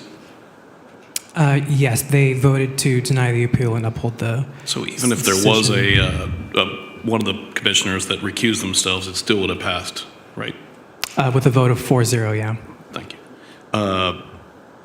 Do we have a methodology for the city for landlords to register their property with the city? Meaning, is there the opportunity for a landlord to have it that the city knows that a property belongs to that landlord and therefore is able to notify them? We update our mailing list, I want to say every couple of months through the county assessor, and the recipient of our notices are both the tenant as well, or the occupant of the residence, as well as the property owner on record, even if they don't live at that residence. So were we able to validate that the address for the landlord was mailed to? Or at least was on the list, I guess is what I'm trying to ask. Yes, based on staff's record, because we have a spreadsheet that shows the recipients and the addresses, the appellant's primary residence was on the list. Okay, thank you for clarifying. No more questions. Okay. Councilmember Hedges? Through the mayor, you want to go ahead and have a vote to extend the meeting? Sorry, what'd you say? Can we ask for a vote to extend the meeting? We're hitting 11 o'clock. That clock's a little. Okay. Oh, to extend the meeting. To extend, yes, we're at 11, sorry. Extend. I make a motion that we extend the meeting beyond 11 p.m. Second. All right. 30 minutes. Is that possible? Yeah, let's try. We may be extending it again. So why don't we, the motion is there a motion to extend the meeting by 30 minutes? Specifically. That's correct. Yes. Okay. So City Clerk. Sorry, I have a motion. Is there a second? Councilmember Lorraine. Councilmember Hedges. Yes. Councilmember Lorraine. Yes. Councilmember Lee. Yes. Deputy Mayor Newsom. Yes. Mayor Diaz-Nash. Yes. Motion carries 5-0. Okay. Thank you.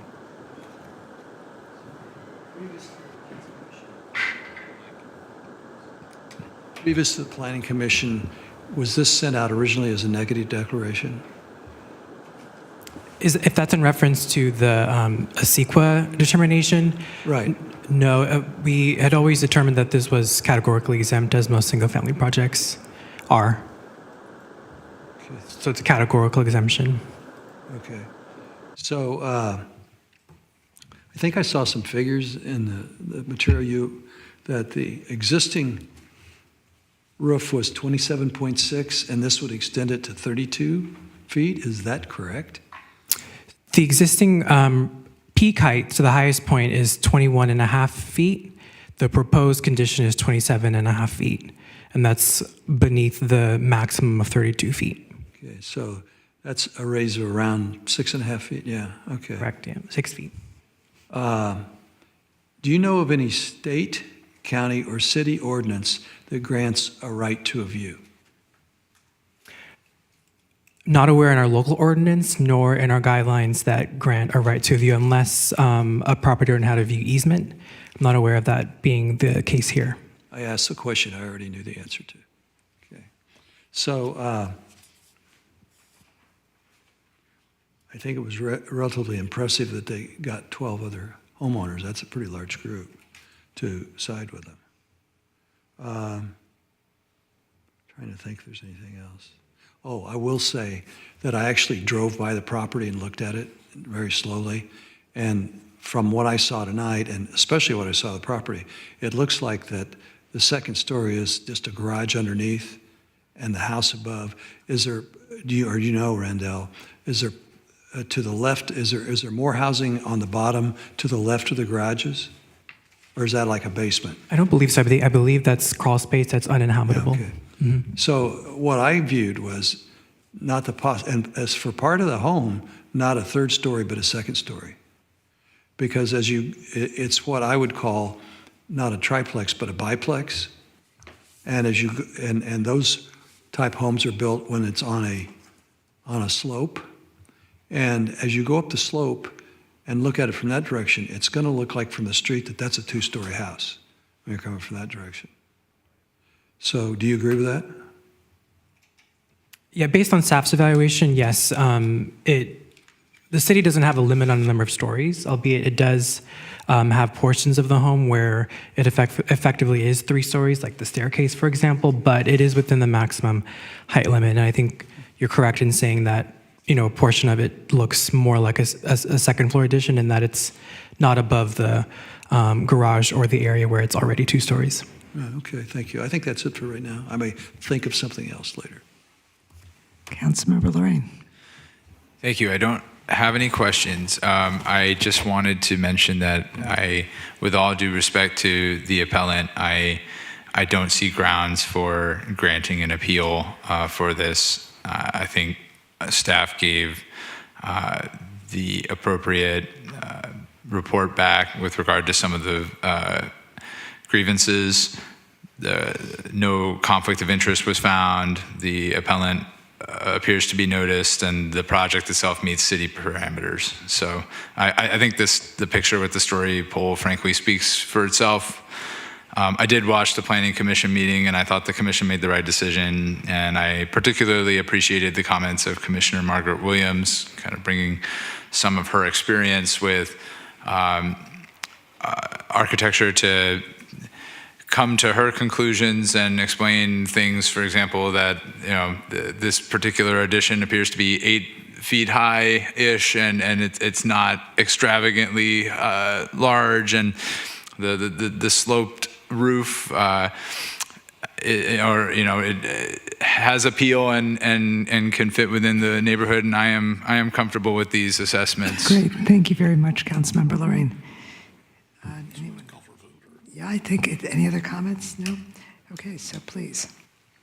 I'll call for a vote. Yes, do we have a motion to adopt a resolution to deny the appeal of the zoning administrator and planning commission decision? So moved. Second. City Clerk? Deputy Mayor Newsom, or my apologies, Councilmember Hedges. I seconded it. Oh, you seconded. My apologies. Deputy Mayor Newsom. Sorry, point of clarification. We're saying no to the appeal as opposed to yes to the resolution? Yes. Okay, no. Thank you. Yes to the resolution of no to the appeal. Just to clarify. That's why. The staff recommendation is to deny the appeal and essentially to approve the project. So if you vote yes, then yes you're voting is the to answer. deny the appeal and approve the project. Thank you for clarifying, Mr. City Attorney. Yes. Yes. Councilmember Lee, Yes. Councilmember Lorraine, Yes. Mayor Diaz-Nash. Yes. The motion carries 5-0. Thank you very much for coming down, everyone.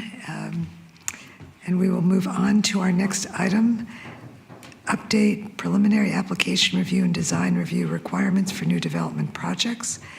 And Elaine Ling, our principal planner, is going to make the presentation.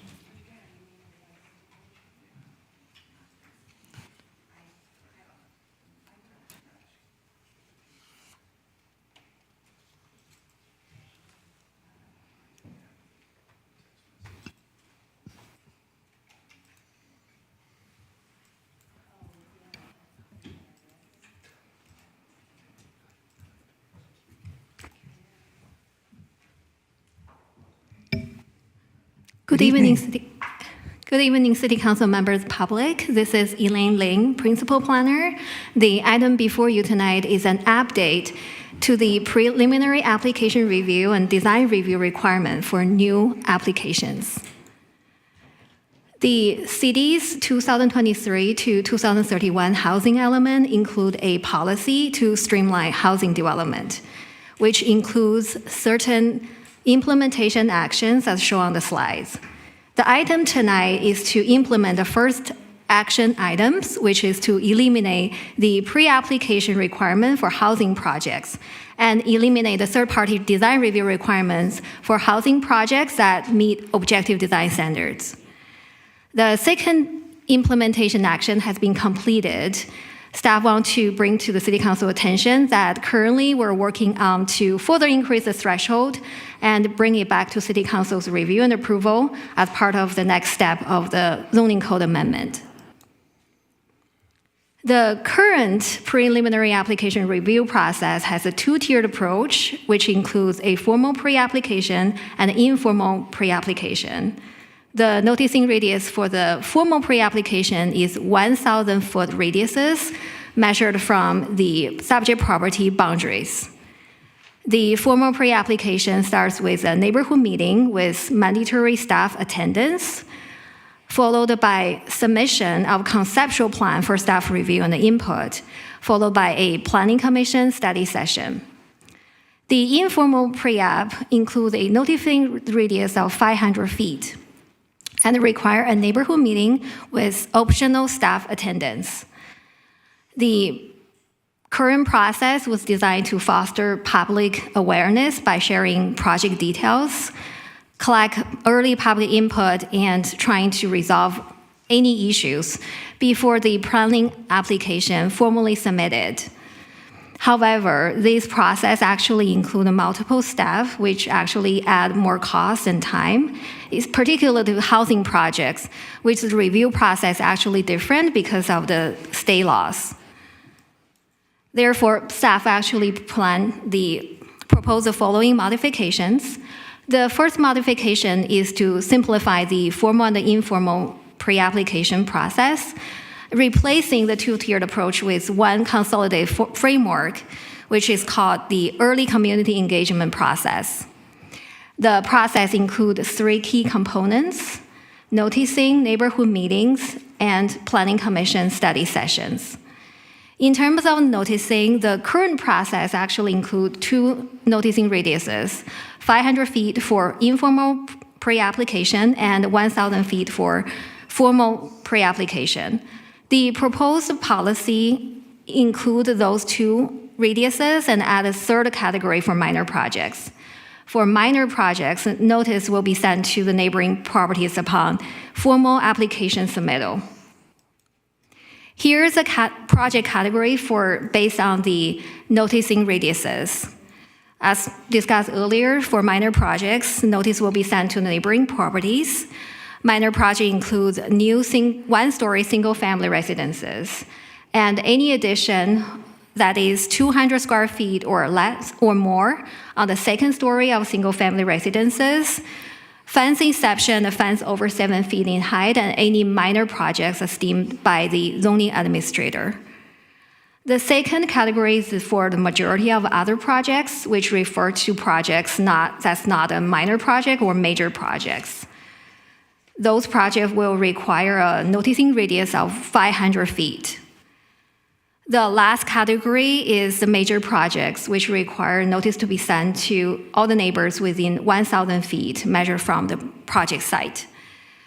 The major project refer to projects that actually require a planning commission or city council's review and approval, such as zoning code amendment, zoning map amendment, or any projects that require a CEQA review. In terms of neighborhood meetings, all the process will be simplified. For all projects, staff attendance will become optional. However, the applicant is required to record the meeting and share the link with the city. For other requirements, such as meeting content, meeting date, will be updated and then standardized in the procedure menu. In terms of the Planning Commission study sessions, because of the housing element policy H1.6, the Planning Commission study session will be exempt for any housing project regardless of the size. Therefore, the current proposed policy replace the mandatory Planning Commission study session with optional Planning Commission study session. However, the zoning administrator retained the authority to require such Planning Commission study session after the formal application submittal. In other words, majority of the projects that require a Planning Commission or City Council's approval will still undergo this process after the formal application submittal, unless the zoning administrator deems the projects unnecessary to go through the process. Because of the adoption of the objective design standards, it actually waived the requirement for a Planning Commission study session for any housing project that meet objective design standards. However, the applicant can request a Planning Commission study session prior to the formal application at their voluntary basis with the conceptual plans. Now moving on to the design review process. This process also adopted by a City Council resolution. Currently, the third-party design review process only applies to larger projects, which refer to any housing projects with 6 units or more, or any buildings of 3-story or higher. The third-party design review consultant is responsible to review the site design, architecture, and the landscaping. They are required to work closely with staff and also attend public meetings. There are multiple reasons to repeal the design review resolution. The design review consultant review will actually add unnecessary time and cost to the entire review process. And there are limited design review consultants to provide such services. Back in 2022, the department actually issued an RFQ. However, only one proposal had been received. With adoption of the objective design standards, the third-party design review is not necessary at this point. Last but not the least, most cities actually conduct the design review in-house by planning staff. So currently, our planning staff is responsible for design review for projects under the threshold. And then they're currently receiving ongoing and increasing support for their independent design review services. Zoning administrators still retain the authority to request a third-party design review services based on the project, even if the City Council approves this resolution. In summary, transition to staff-led design review process to replace the consultant-led design review process will still maintain the high quality of the design review services in the city, while saving the cost and time related to the planning application review. Planning Commission have reviewed the proposed items as separate items. So Planning Commission voted anonymously to approve the pre-application review modification with 1 changes related to mailing notices.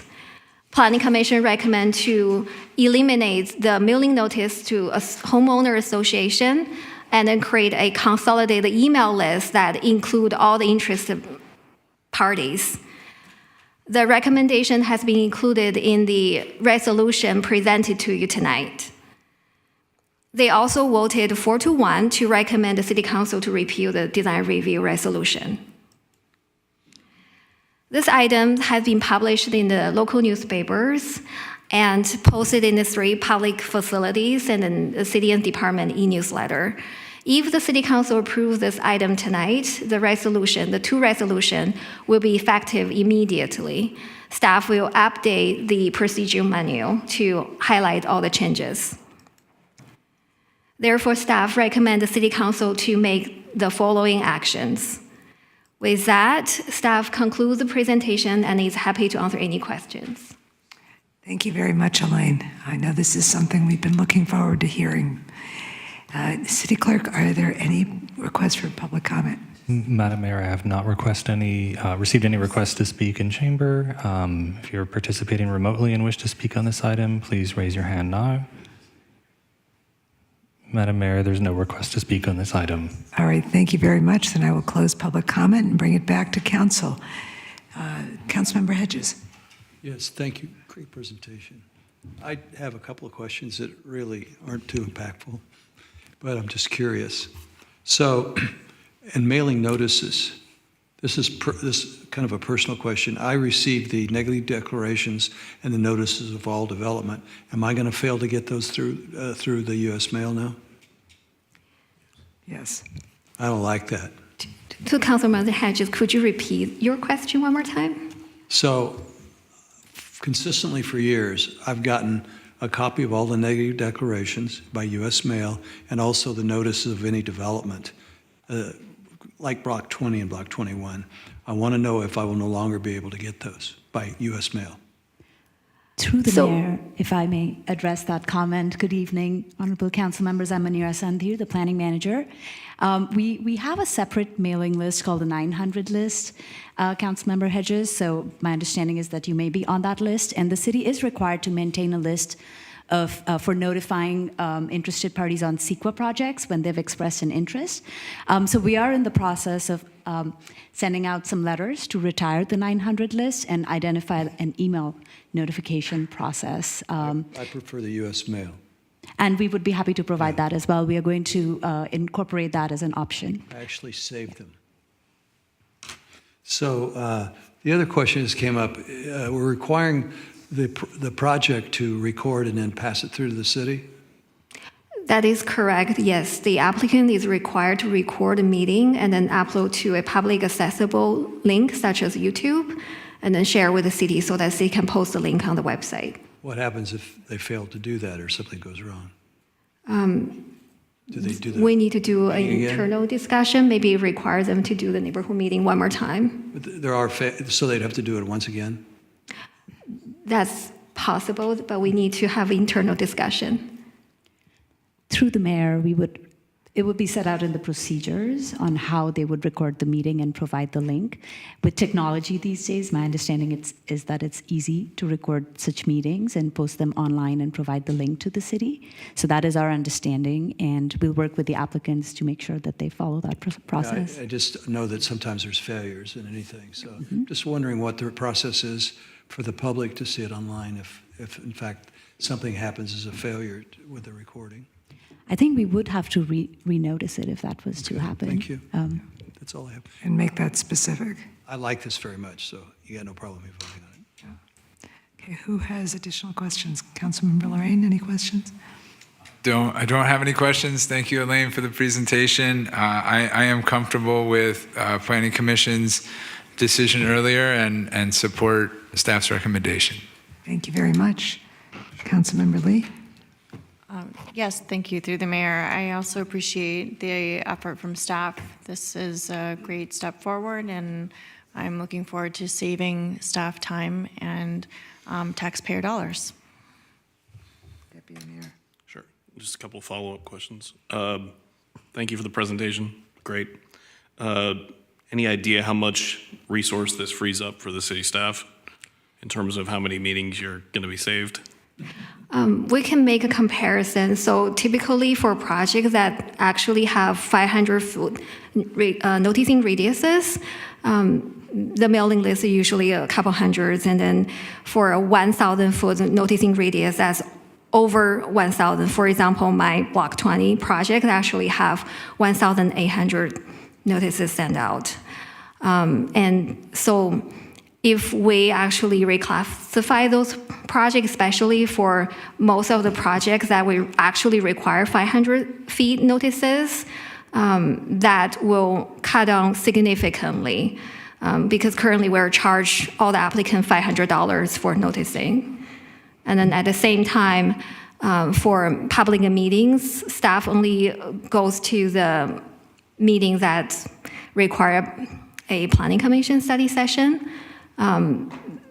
That's about, I think, 10 a year.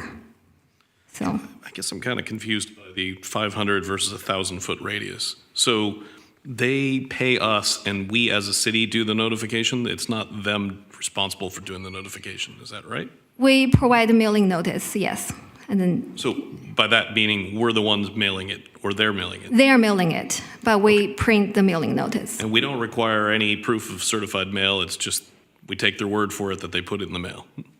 That is correct. And then also for public meetings, the staff actually make the mailings. And just out of curiosity, it seems like 500 versus 1,000 feet can't be more than 2 or 3 more houses. So why would we not just retain it as 1,000 feet since they're mailing it anyways?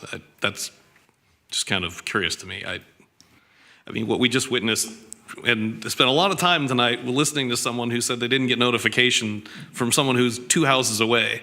And so a postage stamp even 10 years from now is only going to be $1. So I just kind of curious why we wouldn't just stick with one number of 1,000 feet.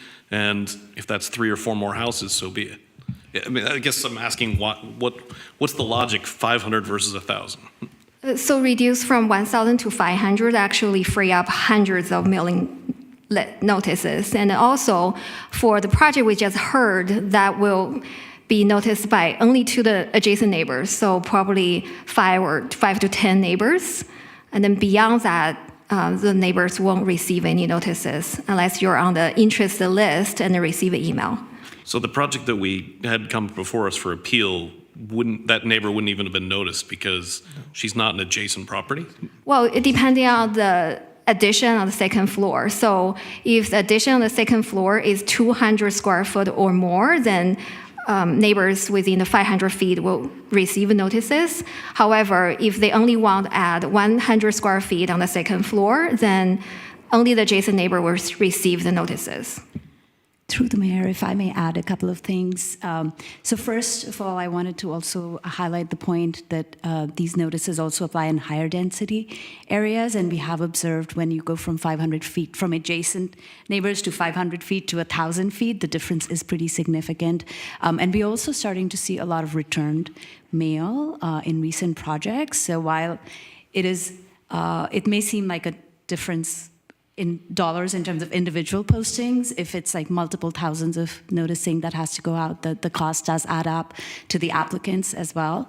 And then for staff, I think, we've discussed the savings in terms of time because the staff would not be preparing pre-application comment letters, planning commission agenda reports for the study sessions, and then also attending those neighborhood meetings that currently staff attend. So those were some of the significant savings in terms of time and cost.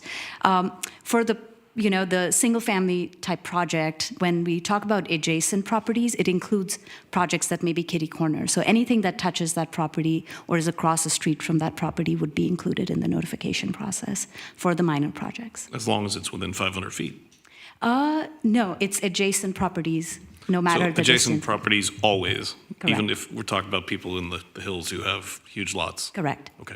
And then I would just add just a tiny nuance to what Manira said. When you're thinking about those multifamily properties, a lot of times they are rental properties, and we do get a lot of returned mail. So thinking about the staff time, so like just thinking about times when I've been in the office, there have been times when I've had to get the mail because we've had admin staff out, and sometimes we get stacks of returned mail, and we have to process that and we have to hang on to it until the application is finished. So it does get really time intensive. So the farther out the radius goes, the more time intensive it gets. And that's how we know that the applicant sent out all of the mailings. So they send it out, but the return address is the city? Yes. Okay. And then the last question was, I saw that there was a possibility of notifying if people were within an HOA via email? Was that That is right? correct. That's the recommendation by the Planning Commission. So does that mean that the HOA is then responsible for the upkeep of the mailing address as opposed to getting an address from the county clerk office? Or the county assessor's office, I guess? Through the mayor, that is correct. We are implementing an interested party subscription list for all email notifications as well as mail notifications for those who would like to still receive them through our subscription process. So we will be maintaining that. And I think it is. Try again. So is the responsibility there for, like, I'll use Fiesta Gardens because it's the first HOA that comes to mind. If Fiesta Gardens is now responsible for maintaining their HOA mailing list, which theoretically they should anyways, if a person within Fiesta Gardens is doing a project, we're going to rely on the HOA as opposed to the city assessor's office to be maintaining an email address.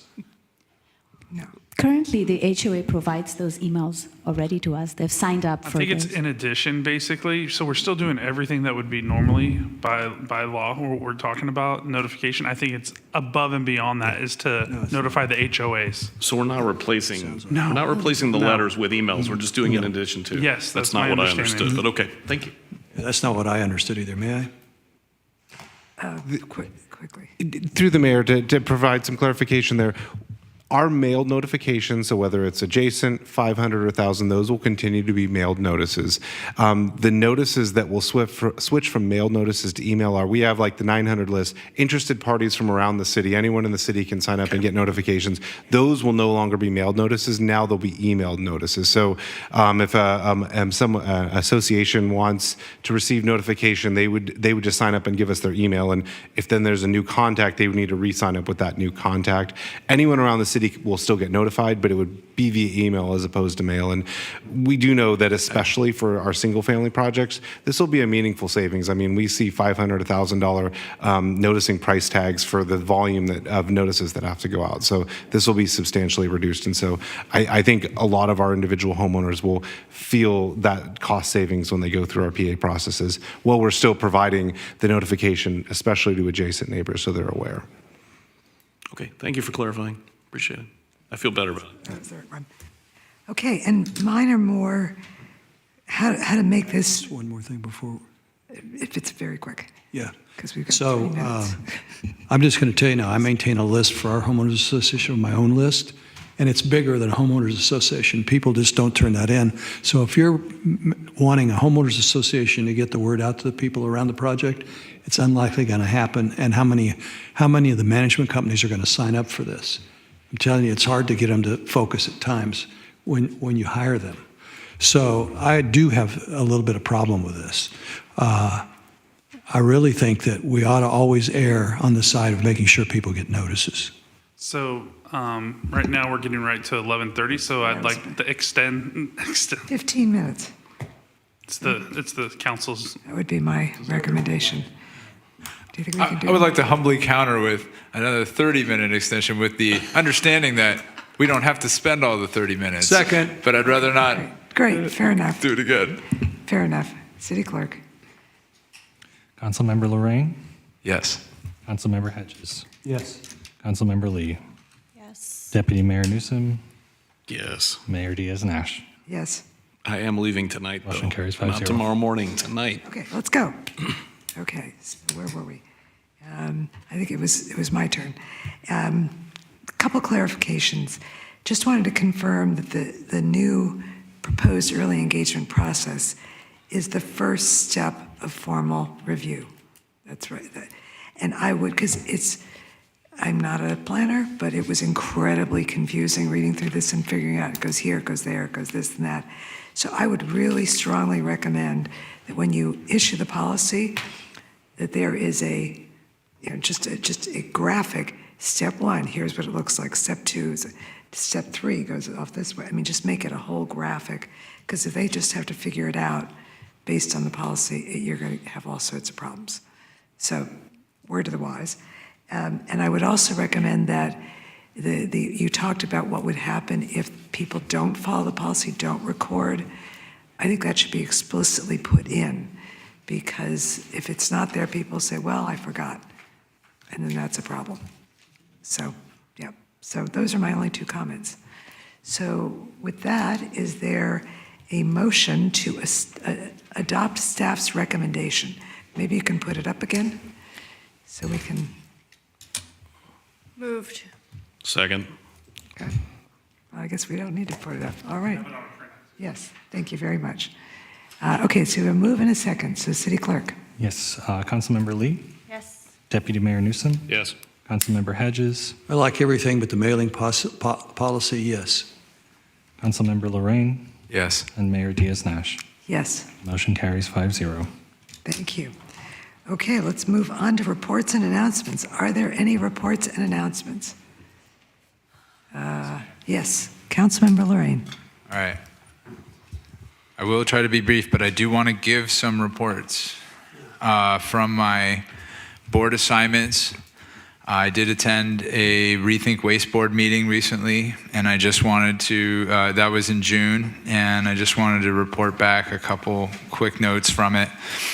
One was that our finance manager at Rethink Waste was able to achieve about $700,000 in savings in insurance premiums for the upcoming year for the JPA, and that's great. You may remember a few years back there was a fire at the Shoreway facility, and insurance premiums had increased every year afterward for some time, and now there's been a new there's a new company partner with that's sort of managing the facility itself, SBI. They've begun implementing some new procedures to try and keep things as clear, clean, and safe as possible. There was also recently interest in getting a new water cannon to help in fire situations, and so a number of safety measures have helped us reap some savings that this member agency may see in the future. So that's great. And also there's a new program, a program that's been revived to help bring waste diversion to public spaces, including parks. And I'm proud to say that the city of San Mateo is going to be part of the program. And I want to thank Public Works and those involved with the Ped Mall for bringing it to the Ped Mall. So it's a helpful way to make sure that people are not just recycling, but also composting what they can. I also attended a Peninsula Clean Energy Board meeting, and I just want to give a tiny couple highlights to that. One is there's been a tightening of pricing for, I would say, renewable electricity. Peninsula Clean Energy has made a number of decisions to try to still achieve, gains where possible in renewables in their sort of core offering. I think the easiest high level is to say the most green for the least green is what we're trying to continue to do. Despite some challenges, there will be an adjustment to the pricing for the Eco 100% renewable as a result. And the city of San Mateo is, its municipality is currently a customer. So there will be some impact to us that we can discuss internally. It's from 1 to 1.5 cents per kilowatt hour in addition over the standard rate. But on the bright side, this council member has been asked to be a part of a new strategic planning committee. So I appreciated the opportunity to take a deeper dive into what's going on in Peninsula Clean Energy, and I hope to be serving long-term projects here in the city and with its electricity provider, and thank you for your patience. Thank you very much, Councilmember Lorraine. Anything from you, Councilmember Hedges? Bear with me. I've got some information for you. Some of you may know it. First of all, I just want to say I was reappointed to the Transit Authority, CAC. My wheelhouse is transportation, so I was very happy about that. And the second thing is what's been coming forward about the 92-101 is a little terrifying to some of my constituents. It's a two-part project. The first part is some lanes, both from east to west, north and south, that will make it a lot safer. It's about a $20 million project, and it is funded. The second part of the project is $200 million, and it is not funded. However, it has direct connectors that are flyovers from 101 and 92. And the paperwork, which has not really been brought out in the meetings until some of the residents started coming, says that in a 300-page report that up to 33 homes may be partially or fully eminent domained. And these are homes, one family, their whole family have lived in for 70 years. There are 3 generations living in there. The husband is a mechanic. These aren't high-end people. They're not going to be able probably to replace them because when they bought their homes, the interest rates were nothing. As a matter of fact, when that home was purchased, I think 101 was 1 lane in each direction, so the freeways sort of come toward them. And so they bought it in 1954. So people along that area are pretty frightened. Some of the neighbors have been going out knocking on doors to tell them, I've been following it. I'm not particularly against it, but I don't want the least among us to lose their homes or to have part of their yards taken and live under a flyover. Anybody that wants to live under a flyover, raise their hand. So I would just compare it to what happened with the Peninsula on and off ramps. I attended those meetings. There was at least 7. I've asked Alex, and I'm calling on the CCAG and the TA to hold more meetings in the community because we had at least 7 meetings. Burlingame held 2, even though the eminent domain was not in their city because they felt the traffic would affect them. But it took far fewer houses. I think no more than 3 houses, and Kasha Plumbing would have gone, which is a major employer. So that project, after spending $5 million in engineering, finally people have been told that it's not going to go forward.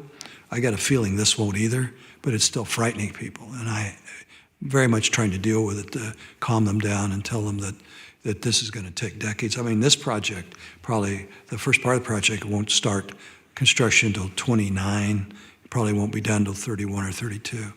But I just wanted you to know that because it's probably going to become a pretty big issue as we roll along in the city with D4.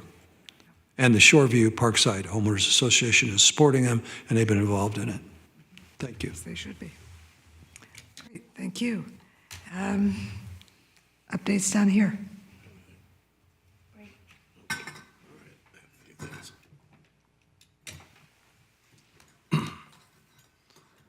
I sit on the fire board, and they've asked me to make sure, and you should all see in your box that the chili cook-off is August 24th, Saturday, August 24th, live music, cold beer.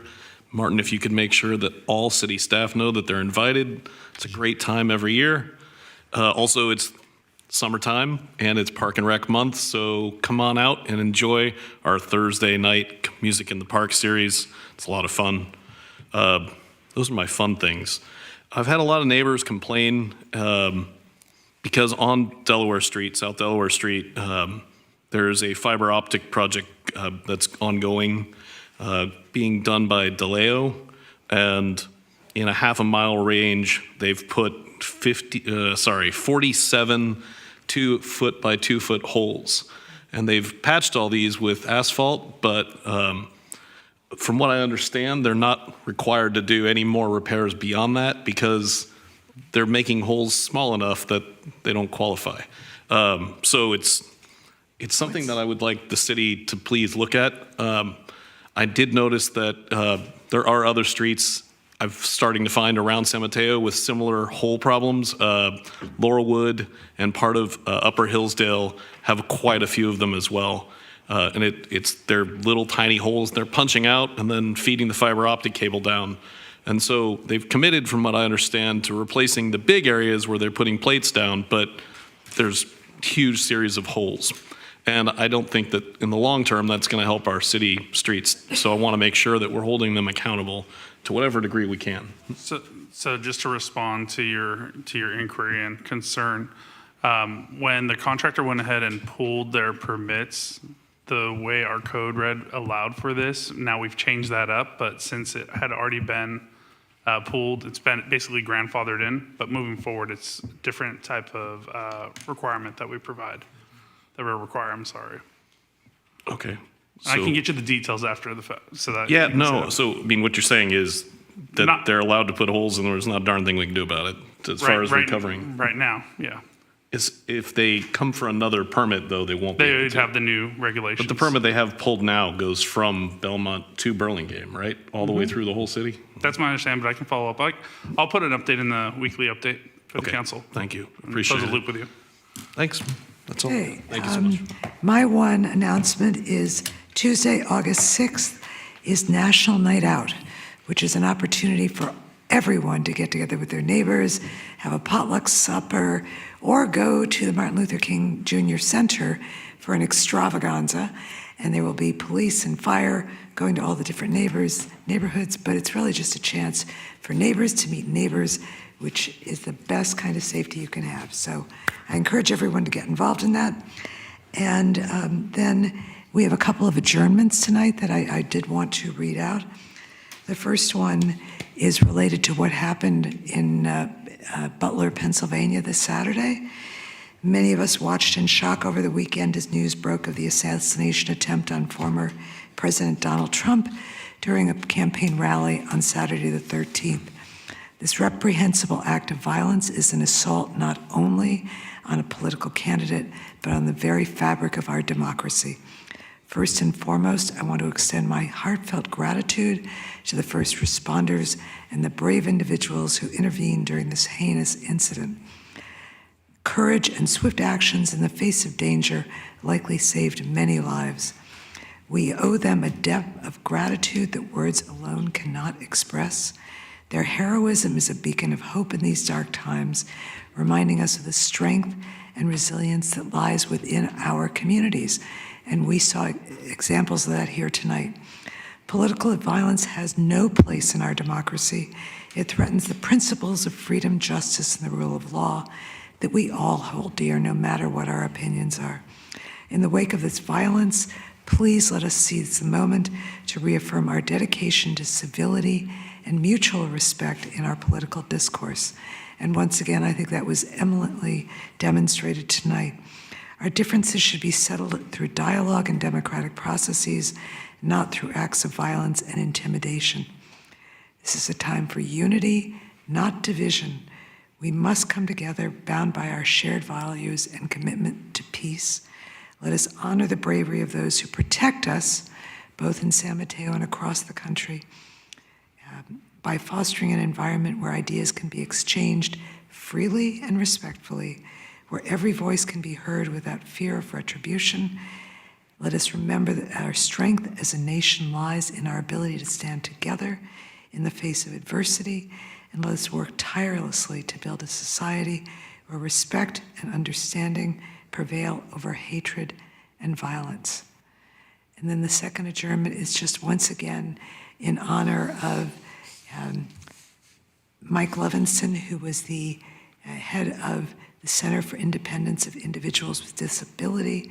He was also on the Voter Accessibility Advisory Commission, the ACLU of Northern California, and the NAACP's San Mateo branch. Mike was known as a leading voice in the development of accessible programs, training and events, and a champion for voting rights, immigrants' rights, racial equity, and criminal justice. He is remembered for his commitment to equity and justice for all, as well as for his impeccable memory and sense of humor. So thank you, Mike, from all of us tonight. And with that, I adjourn this meeting. I would really like to see the fire district do something to honor this fireman that was killed, protecting other people.